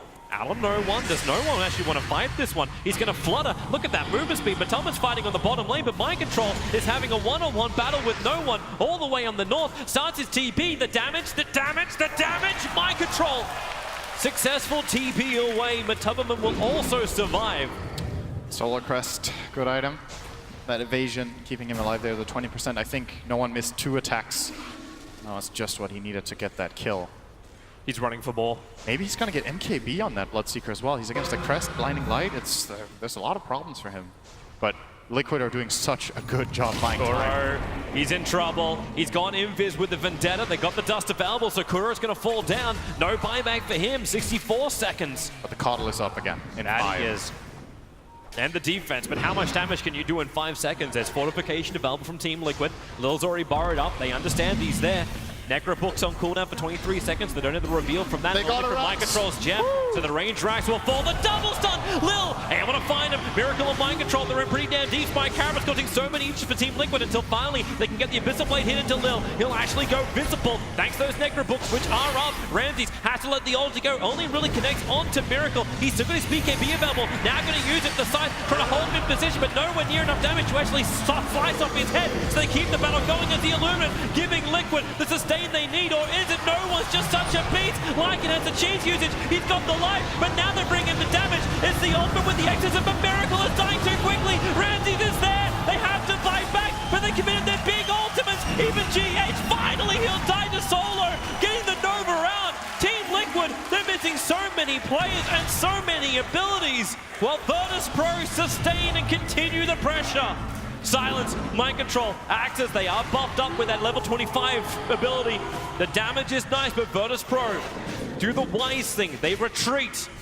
They got double buybacks from 2 big cores of Liquid. And they got a full lane of racks. In the middle of that fight, these Plague Wards of Ramses, the strong Plague Wards are just slowly but steadily getting buildings. Now they're going to wait for the next Roshan, double damage rune as well. Gonna see it here. Just slow, steady push. Lil is playing really aggressive this game. I think that it's tempting to go for that kind of play when you get the 2-hero stun. You want to continue to put on the pressure, but ends up getting killed off. Still, it is a 4-on-4 with the dead Rubik, and VP baiting Liquid outside of their base. This is a really good BKB by Miracle, by the way, blocking the Reaper's Scythe fully. But despite all of this, they still lost the fight.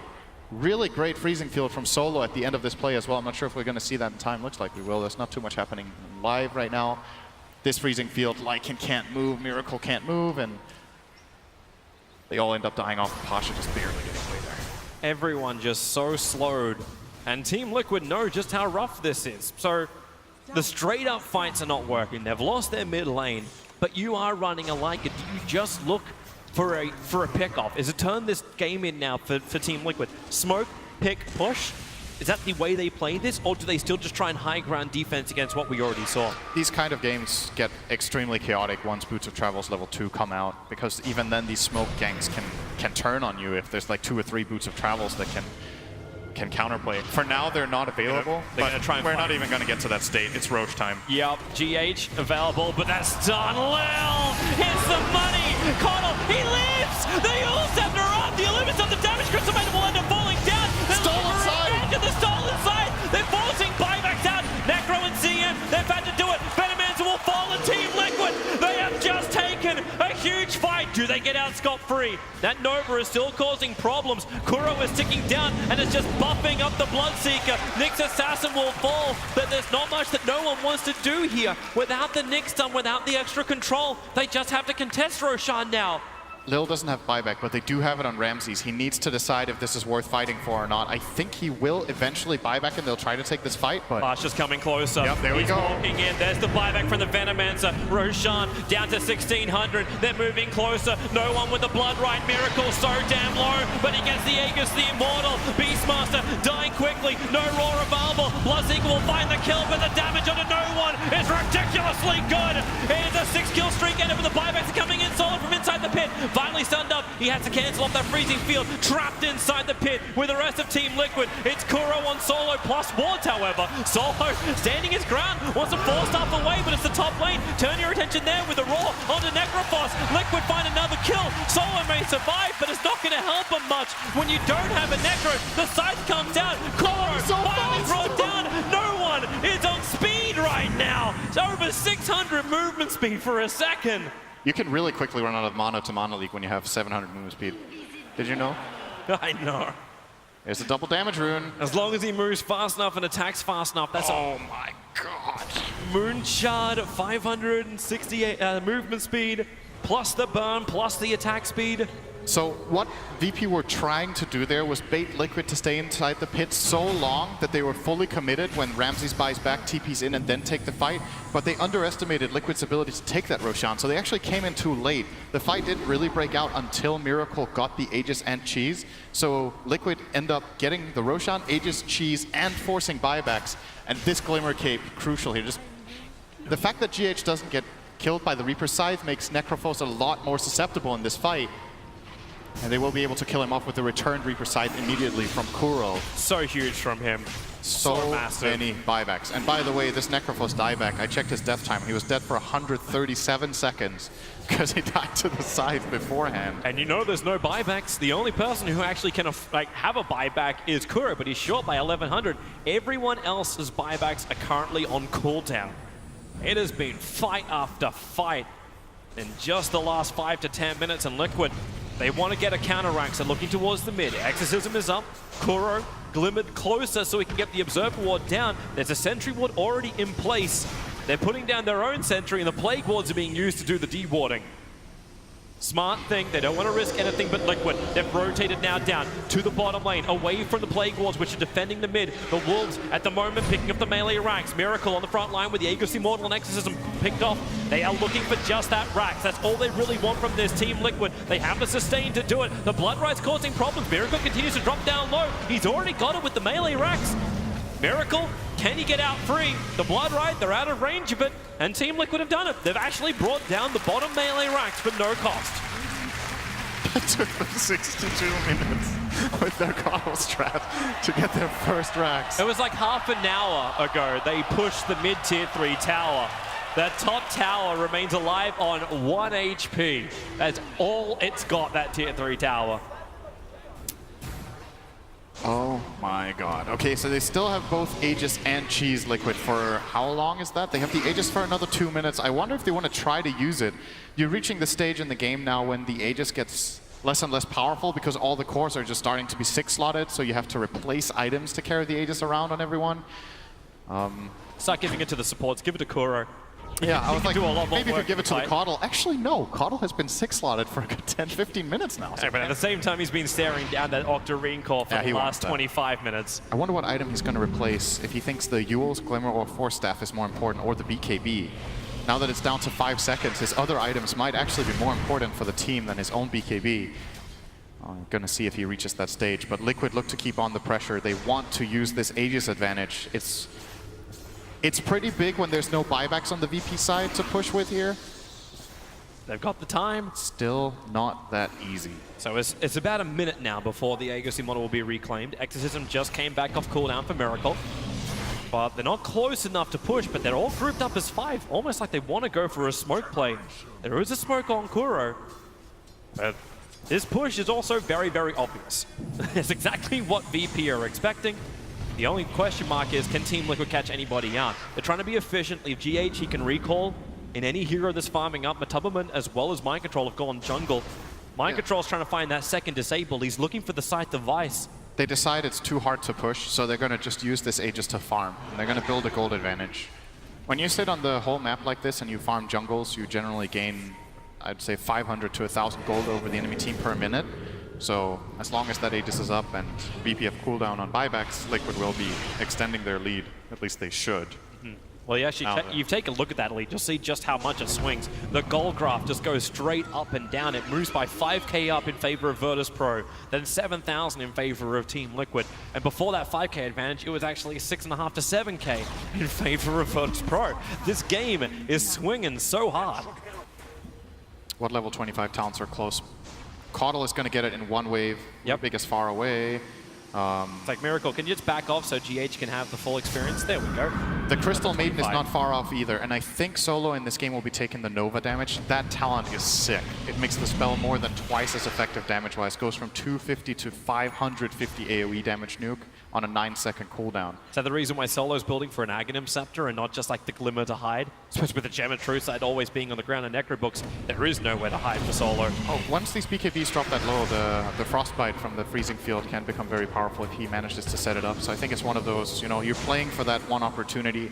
Arguably, there are other items here that would be very good as well. But he has been able to get his Freezing Field off in a couple of fights just by being very patient. So if that starts applying Frostbite, Yeah. then he might go for the Frostbite talent instead. Who knows? Then Liquid have to start thinking about who they're focusing in these fights. Right, for the moment, it's just defense duty from Virtus.pro. They're spamming out as much as they can, but you got Boars coming in pairs from the Beastmaster through the top lane. So Plague Wards are being committed by Ramses across the mid as well as the top, mainly being focused towards the mid. That's where Miracle is, and that's where their last lane of Rax is. Lycan is pushing bottom. Yes, One wolf. Yeah, critical wolf. 161 damage. He has 2 wolves now, so he's thinking about it. Healing up. He's got catapults coming. He actually used his ulti here. Might pop the book as well to try to get this range Rax. They're trying to deal with never top mind. lane quickly. Back in. Bloodright's not doing enough at the moment. Ram, Matubberman going to trigger dog form. Damn, look at the damage that thing does. The range racks will fall. Meanwhile, Mind Control pushing through the top and Liquid. The rest of the force have come in through the mid lane. Exorcism from Miracle. The range racks are falling. The catapult's taking care of that. Lil jumps in for the stun. Miracle able to protect himself thanks to the BKB, but Rupture is up. Miracle, does he really want to try and run out this one? The Yule Scepter keeping him in the air. He'll fall back towards the ground, but the side will put him down. 154 seconds is how long he has to be dead, but the mid Rax is gone. The bottom Rax is gone. The Beastmaster is also not gone. He has to stick around a little bit longer just to enjoy the company of Virtus.pro before they kill him. Bottom lane GH, TP, starts, Lil, there's no stun, they'll penetrate that immunity. So Virtus.pro losing 2 lanes of Rax, but there's a window of opportunity against Team Liquid to push back. 1 lane remaining. The Death Prophet's still dead for 2 minutes, so VP might be able to force this buyback. Beastmaster, however, will not have it at all. He will have it off cooldown in 20 seconds, but is far off on gold. So let's see if VP go for something crazy here. I was waiting Starting to enter Rapier territory. Yeah, I was wondering if that was going to happen from no one. You get the full Mjolnir being purchased up for Ramses. So at least you're going to have the Disco Lightning Shield for Virtus.pro. Oh, they're thinking about killing Pasha down here on bottom lane. They may just be thinking of also going straight in. Like, if Kuro and Matumba could find this kill, it may throw a big spatter in the works. As Pasha, here comes your BT in from the Bloodseeker. They kill the creep off. He cannot come apart from high movement speed. Meanwhile, in the mid, GH is dying. That's actually what's giving the movement speed for no one to just beeline it towards the bottom lane. He'll throw the Rupture out. It's on Matumba, who has a Sins on the dog form and BKB. He doesn't want to keep this run going towards the bottom lane. They keep the pressure up. Miracle is dead and defended, looking for his target. He's found Lil, keeping the silence going, but this Ruptured target and silence target Lycan on the run. Where is that Bloodseeker right now, dealing with the creep waves while the rest of Virtus.pro envelop the bottom lane? Kuro, he has a TP off cooldown right now, so he'll get away. The poor Courier with a phase boost, however, will not be so lucky. That is such a crucial mistake there from no one not getting that teleport in on the Necrophos, but TPing on the creep next to him instead. He does have the BOT level 2s. We're talking about it. When you get to this stage, you can counterplay these ganks by just porting on the hero. Porting on the creep there delays his reactionary play, and they end up getting that kill on Pasha and forcing the buyback. So Liquid under pressure again, making the better decisions and the better execution. I think they had to burn their buyback on Caudle, but didn't lose any barracks.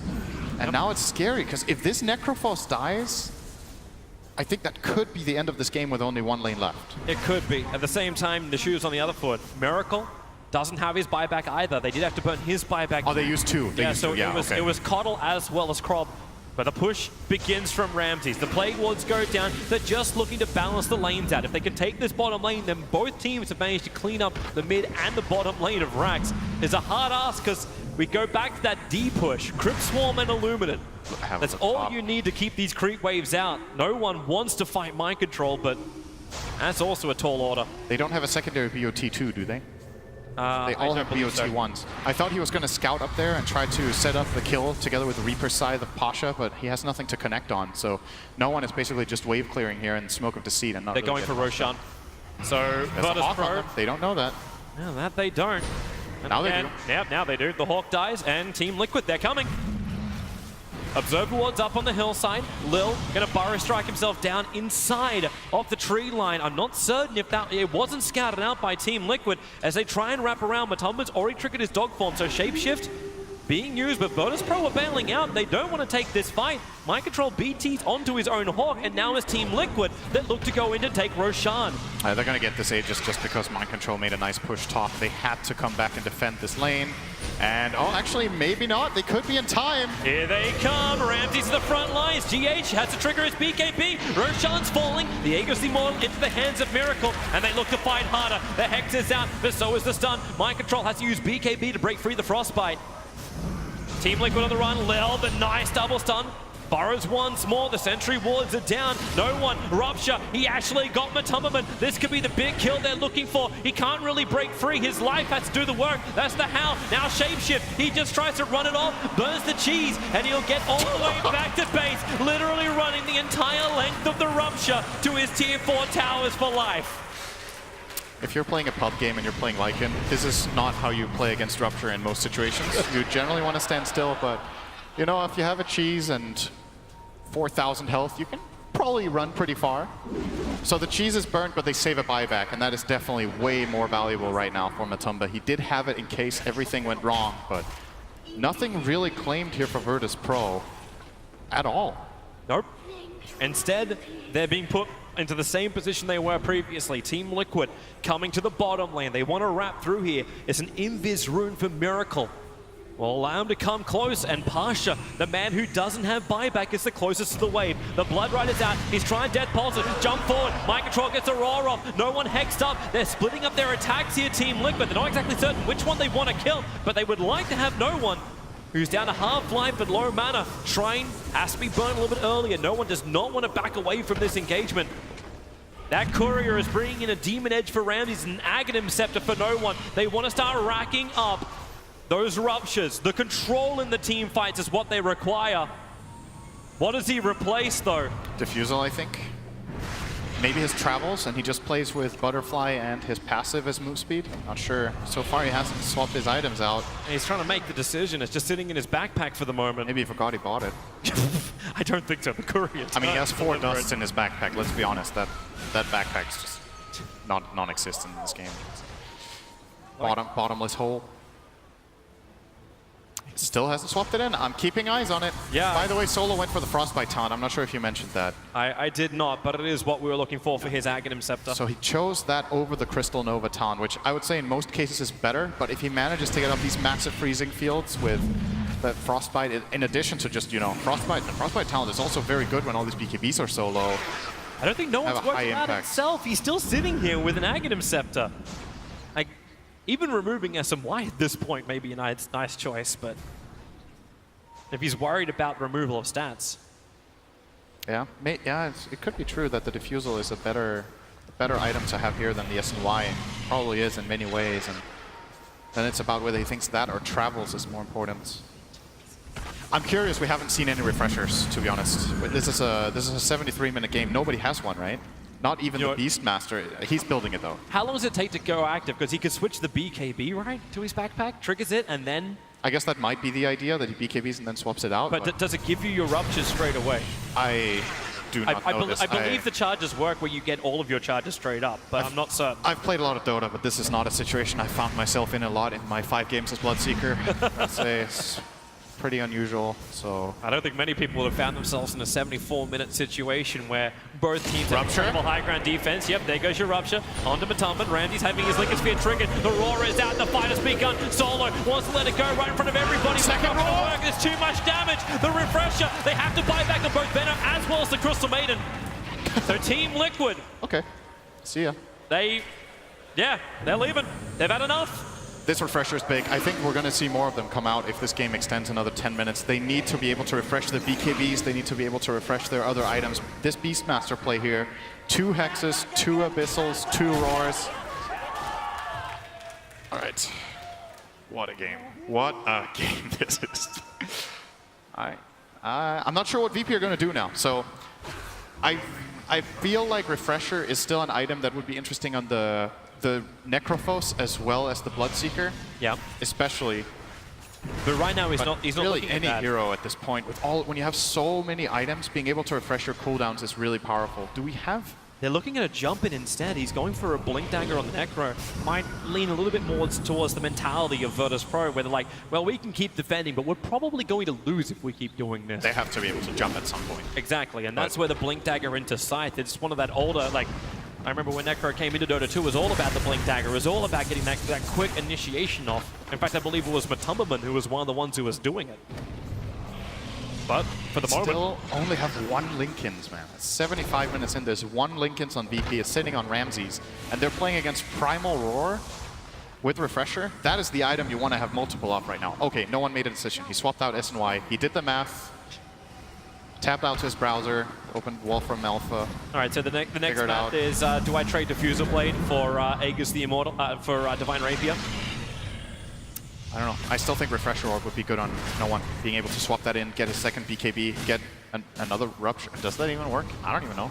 You get 1, right? If it refreshes the 2 Rupture charges, it refreshes charges as well now, right? That was with the thing that changed with Refresher. So I guess he has 4 Ruptures with a Refresher Orb. So everyone from Liquid just had to stay there. I mean, they're doing it anyway, though. Why does it matter? The next point you're going to get to is like, well, if only Rupture could stack 4 on 1 target, but someone runs 1 inch and dies. I would like to see a Linken's, actually. I think that would be a very good item to get now for no one. Just because he can the fact that it's targetable on multiple heroes can make these clutch moves against Beastmaster. Either that or their supports need to get Lotuses so they can reflect the first roar and then Mind Control can't get the second one off. In this stage of the game, Beastmaster is one of the most incredible heroes to have on your 3 position just because he has the attack speed aura for when you want to push. You have the 2 roars, you have the Mind Control from the Hawks and the map control from Mind Control. And, you know, just by his full utility and sets their team up so nicely, this is a kind of hero you want to counter as a 3. You want to itemize against this guy this later on. This later on in the game, it can be more important than itemizing against the carry of the enemy team.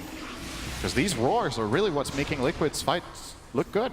Yeah, they just have to keep their mind in the game. Remember, Liquid have had a rather long day today already, having to fight through the first series and now here in the third. And you've cracked 76 minutes in this game and you don't know when the end is going to be. Like, even getting a pick-off doesn't guarantee you anything in this game. Networth is nice because we start seeing like the critical items which help you like counter things or maybe just make you look like you got swag. But really, it's all about having those buybacks. It's all about being able to have the fight and then being able to have the fight again.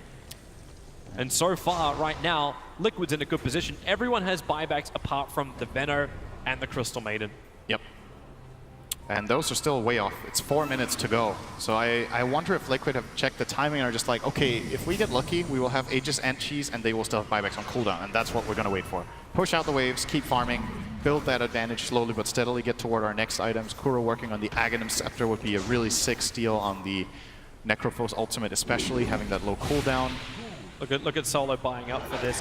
I'm kind of surprised. Like, he's got 11 sentry wards on this Crystal Maiden at the moment. There is nothing which should remain undetected inside the Virtus.pro base. He can almost write GG with the amount of wards he's got. But what he wants is the last little bit of money. It's another 900 gold, and he can actually have his Aghanim Scepter. Bought the other two 1k items already. Yep. Of course, the other issue is getting the courier out to the shop safely when you're being sieged up like this by That Team is a Liquid. challenge in itself. That is definitely a challenge in itself.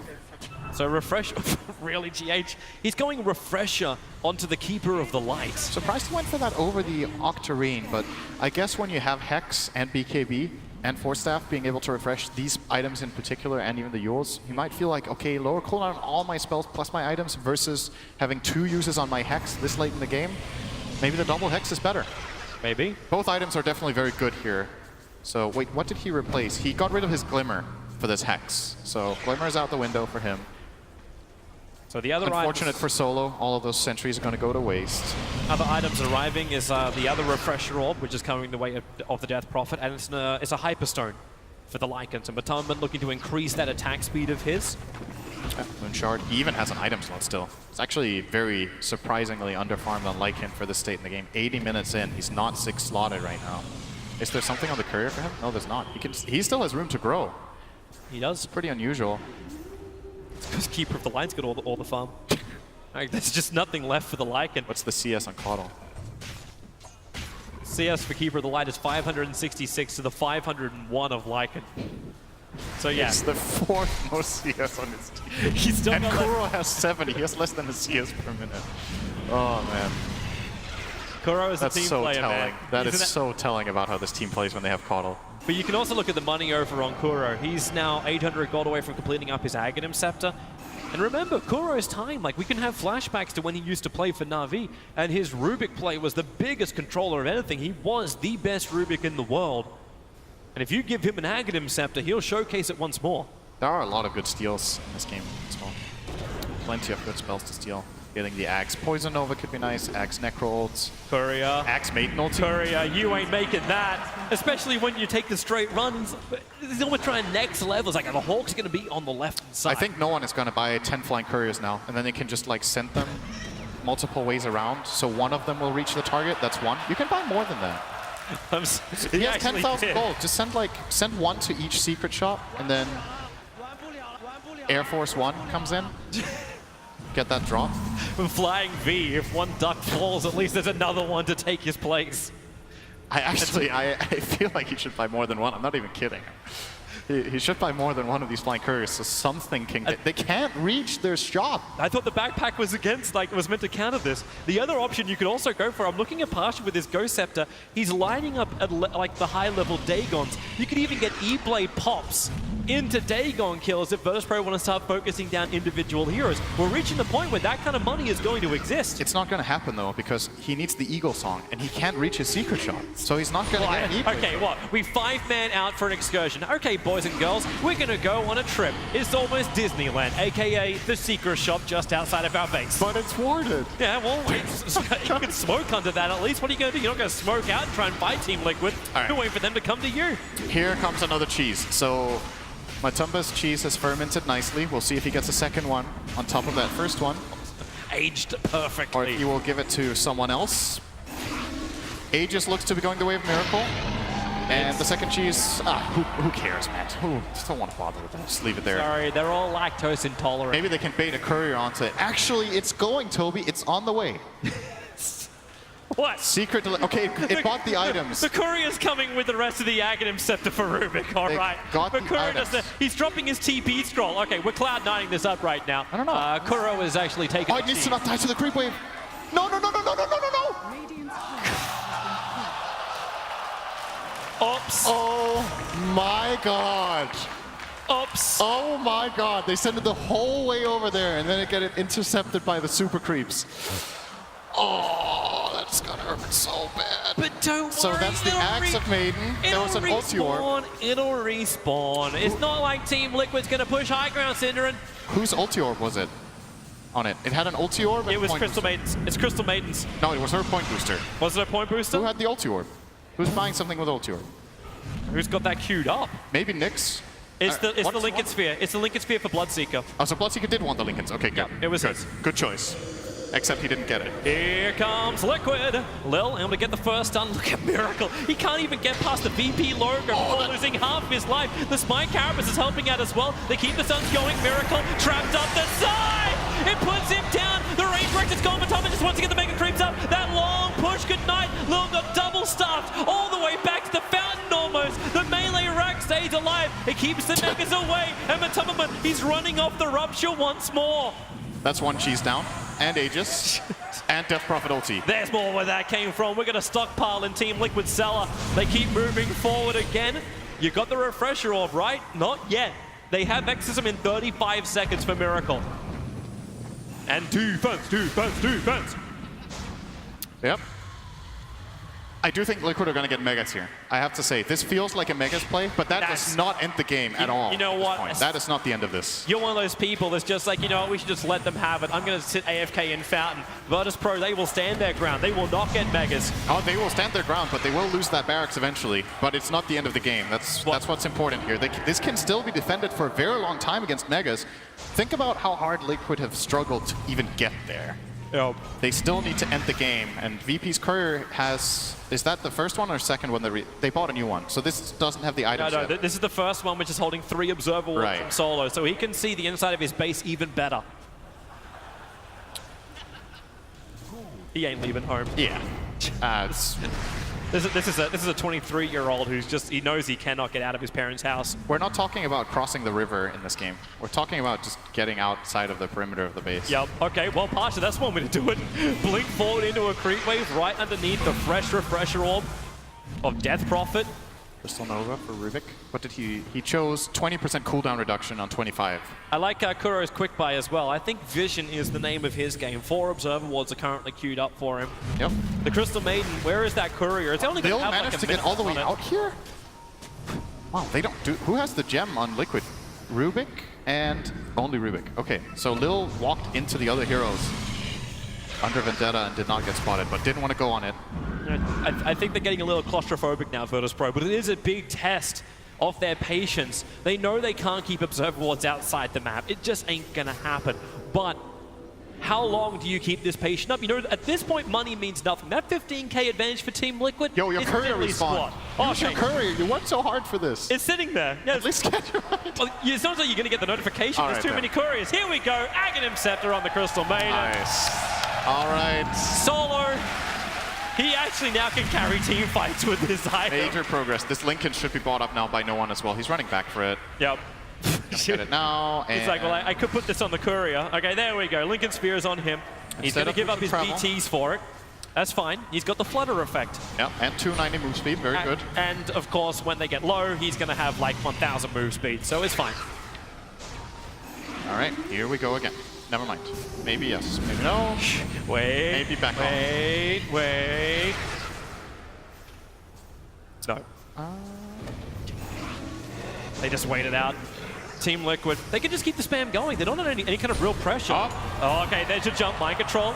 Oh, there's the BKB, 5-second cooldown early, so you don't really care too much about it. Ramses, thanks to Mionya, they can actually push out quite nicely. The Necrobooks can try and burn a little bit of the mana off, but they're also the upgraded Plague Wards. Just sending your summons in isn't the easiest thing. Ramses can clean up the creep wave and clean up the summons. In fact, VP, they're venturing forward. They're coming outside their base at the moment. Are they thinking about fighting? Lycan, letting the wolf form up, they're going in. There's your refresher up on the Beastmaster. He wants a second roll, but Low keeps him stunned up. A bit of blanking on the Venomancer. Do they just disengage now? You've already got Nyx Assassin picked up by Koro. Ready to throw it back in the middle of the fight. Yulson will buy him time and solo. Let's it go on Death Prophet. The Elude will fly through and kills off the Nyx Assassin. Our first kill in 20 minutes. Miracle still wanting to retreat back out again with that buyback from the Nyx. It's hard to force the issue any further. They've burnt many of their abilities. The refresher orbs are down for both of them, but the exorcism is there for Miracle if he wants to commit the second one. And importantly, Kuro stole the worst spell in the game. He has Burrow. He can turn into a pile of dirt and do nothing with it. He should at least spam it. It has no cast animation, so you like pop up and down like a mole, and you get magic, you get resistance. See, it's something, I guess. This is Kuro just trying to make Day 9 feel more at home. Welcome to Free Time Lurker. Yep. One lurker on each team. Classic stuff. Okay, well, Liquid, what's next? So they have their BKB Radeon Mind Control again, refresher in 2 minutes. He has a Bloodthorn on Beastmaster, by the way. Prioritizing the Sentry Ward currently over the Bloodthorn. I'm seeing Nyx Assassin prioritizing a TP scroll over the Gem of True Sight sitting on the ramp on the top. Okay, now Lilla's finally going to switch the two around. Good, good. Close to BKB, by the way, on the Nyx. That's a pretty big item here for him to get. Yep, that actually means that like Lil's already been a real nuisance to Team Liquid in the fights. He's stunning it up so much that Virtus.pro are able to disengage from a situation where normally they'd lose 2 heroes.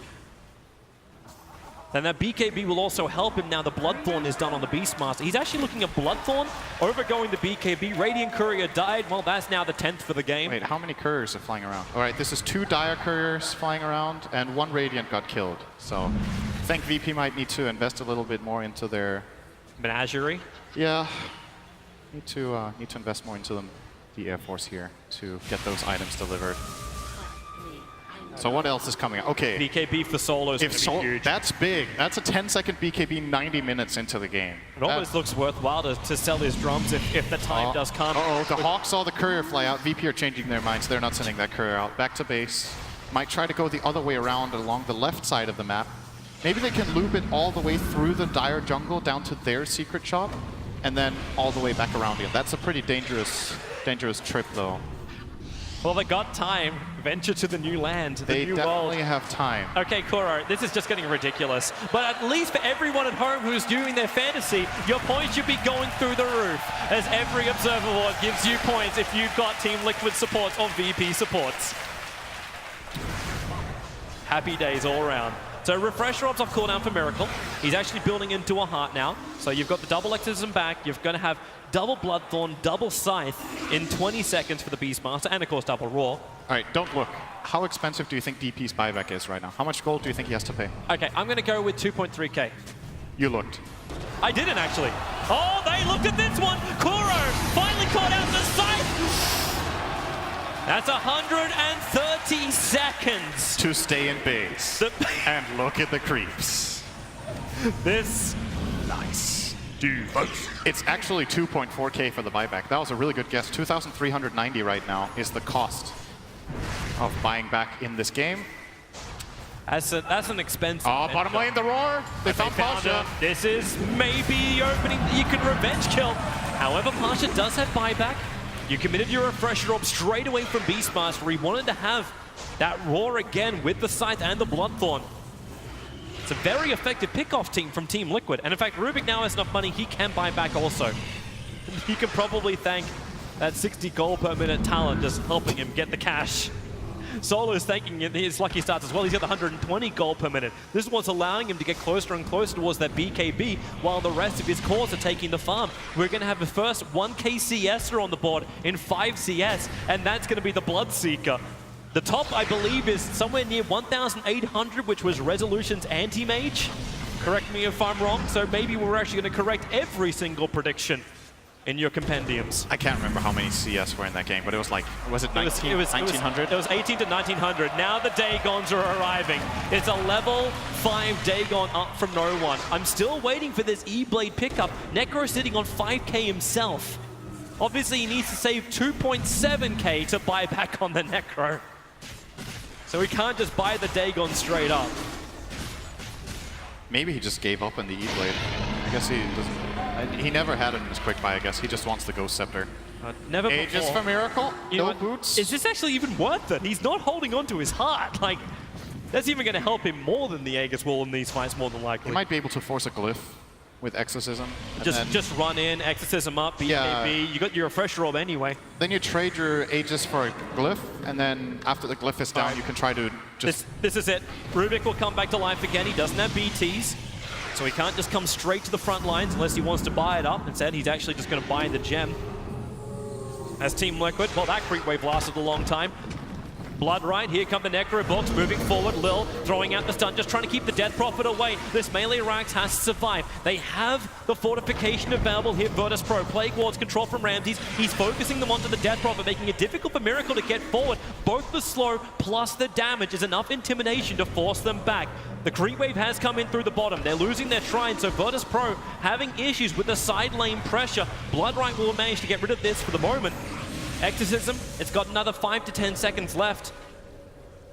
And Miracle, he's going to back up. The Exorcism doesn't do a single point of damage to the melee Rax.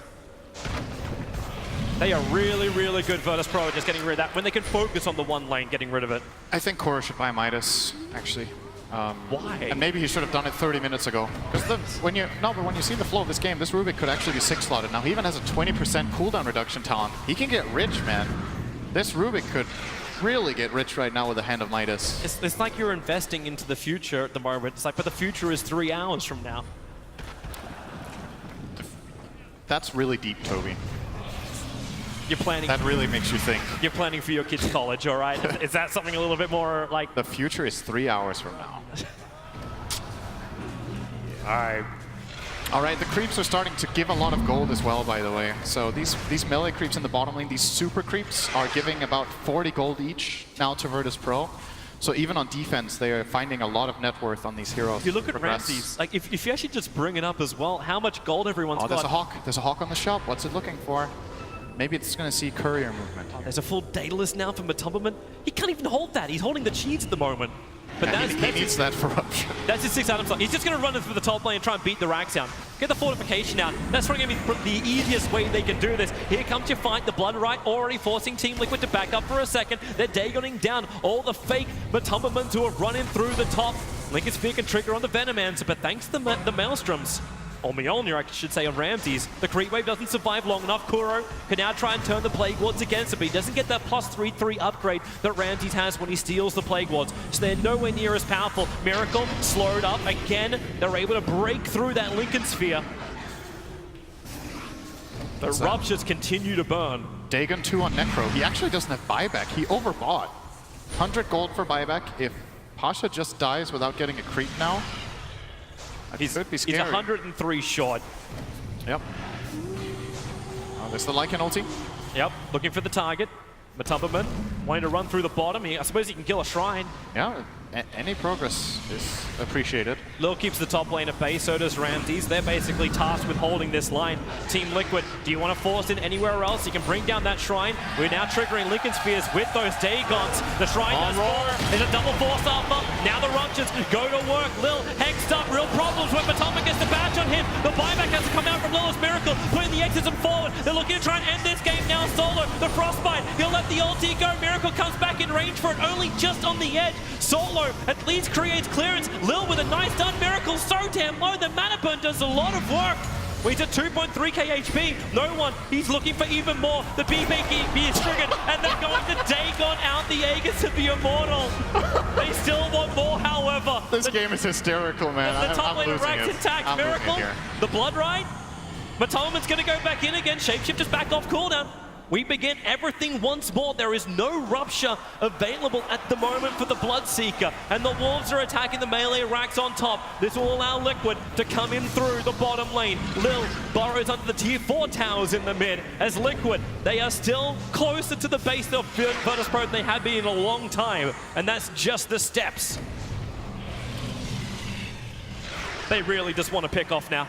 It's like Liquid have turned this into like, we want to fight solo. May Oblige getting silenced up. Quick force up, gets him back in range of the tier 4 towers. That long range stun, it comes out from Lil. Koro, enough life to survive. Solo's in trouble. He'll actually go down. Buybacks developed with the Crystal Maiden, but the bigger problem is Parch on the back line. He'll go down as well. Team Liquid, they're currently doing it. They're looking for the kill. Death Prophet is dying, however. Virtus.pro, they have the damage. They have the power. They have the kills. Mind control will fall. Buybacks available from Team Liquid like it. No mana really to speak of, but the BT's coming towards the top. Beastmaster, he didn't actually get to the creep. He was going up to the creep and it got killed off. So we cannot get the melee Rax. They cannot get the Megas. He got recalled to bottom.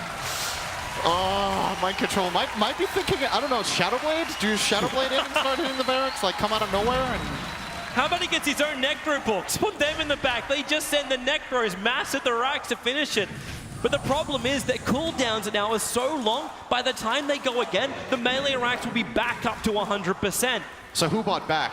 Ramses, Pasha, Lil. You can watch Hero it all bought right mind control. now. So 3 for 2 buybacks. So it started with the solo attack. Liquid thought they could get in, and the Scythe, Kuro, having more than enough life to survive that.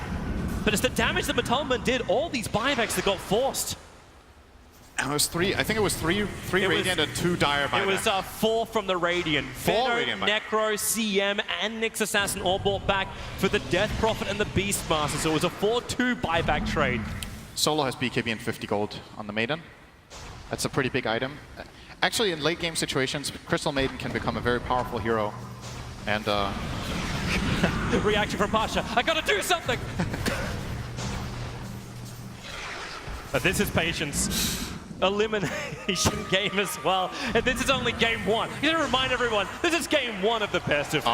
Yule's in mid from Lil. Oh, Lil, nice catch off. They get the summon to GH. Pasha comes out and slice! That's a lot of damage when you reflect a Spike with Spike Carapace, when you reflect a full Illuminate with that 200% Spike Carapace damage. And you Dagon and E-Blades and Scythe. Yep, heroes are gonna die. 160 seconds on the sideline for GH. And that kill. When's next Roche, Toby? Let's look forward to that. Does it even matter?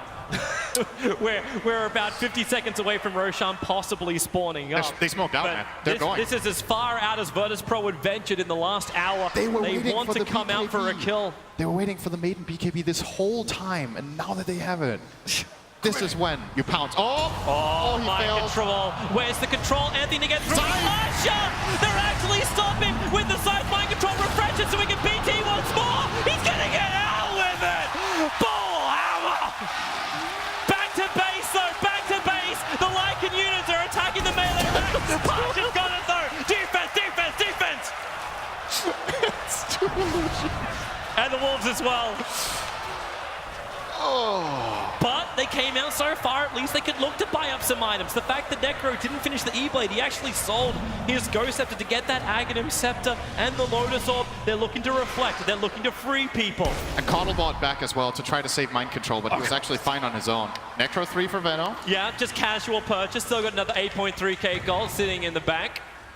It's like Ramsey's already has his TI winnings. But Team Liquid, they look to the bottom lane once more. All 5 heroes grouping up. You don't have the double raw cooldown on that refresh raw for 140 seconds of mind control, but you do have the double exorcism of Miracle. This will at least give them the pressure to push the lane. They're gonna smoke up. And where do you go? The Beastmaster once again TPs towards the top lane, but look at Virtus.pro. They're coming out, they're wanting to actually counter that split push, but Lycan, he's right behind them. Maybe they know, they know the Lycan Wolves get scouted out at least, but Lycan inching forward, going for the prey. This time it's mind control. They're all over him, but looking towards the base. Matulman is attacking the melee racks. He wants to bring it down. Fortification stopping it. Beastmaster's gone for 151 seconds. No buyback available in Team Liquid. Run away! It was a distraction play. That was on purpose. Mind Control wanted them to try to catch him there so they could backdoor the barracks, but the glyph from VP keeping them in it, and that's a pretty big death. That's 2.5 minutes without this Beastmaster. He does not have buyback. I don't know at this point if VP are even keeping track anymore, if they know who has At this buyback. point, VP is still going to be actually fearful. They don't have their buybacks for another 3.5 minutes. You've got to play this 5-on-4, man. You've got to do it. He's done it again. The Spike Carapace done. GH has to BKB up. Refresh roll. He just wants a TP out, but the damage is too much. But back up to the top. Back to the rack. Matulman, there's no fortification this time around. Megas are achieved. Matulman under the cover of BKB will run away. But Team Liquid, they've done the damage. They've got the Megas, but they've got 2 heroes without buyback. They could lose this game right now if VP get a good push going. I think VP are going to all in down mid. Rapier time! Lycan has it! Finally, Matulman really feels like a 6-slotted dog. It has to be defense from Virtus.pro. Ramses and Pasha will add the pressure down the mid lane. The ping is coming for the tier 4 towers. That's from Liquid to defend the tower. Miracle, he's BT'd BOT's cancelled. He BT'd onto the creep that was getting killed up by the Blood Right. Now it's just up to Kuro and Matulman. They jump forward.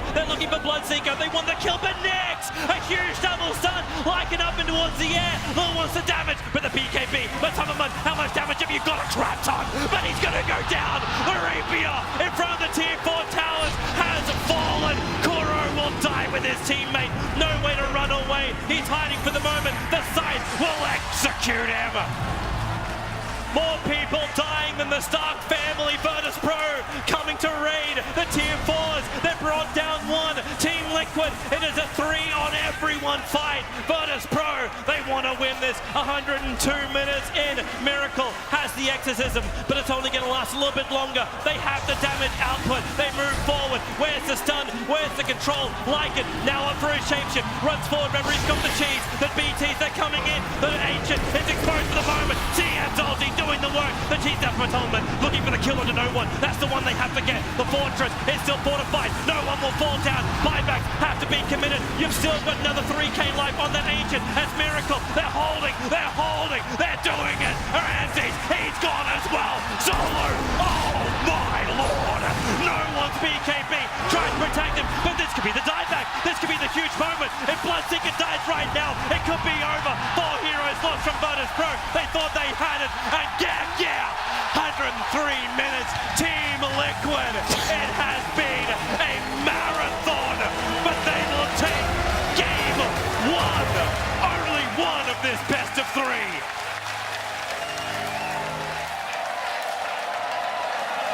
Thoughts?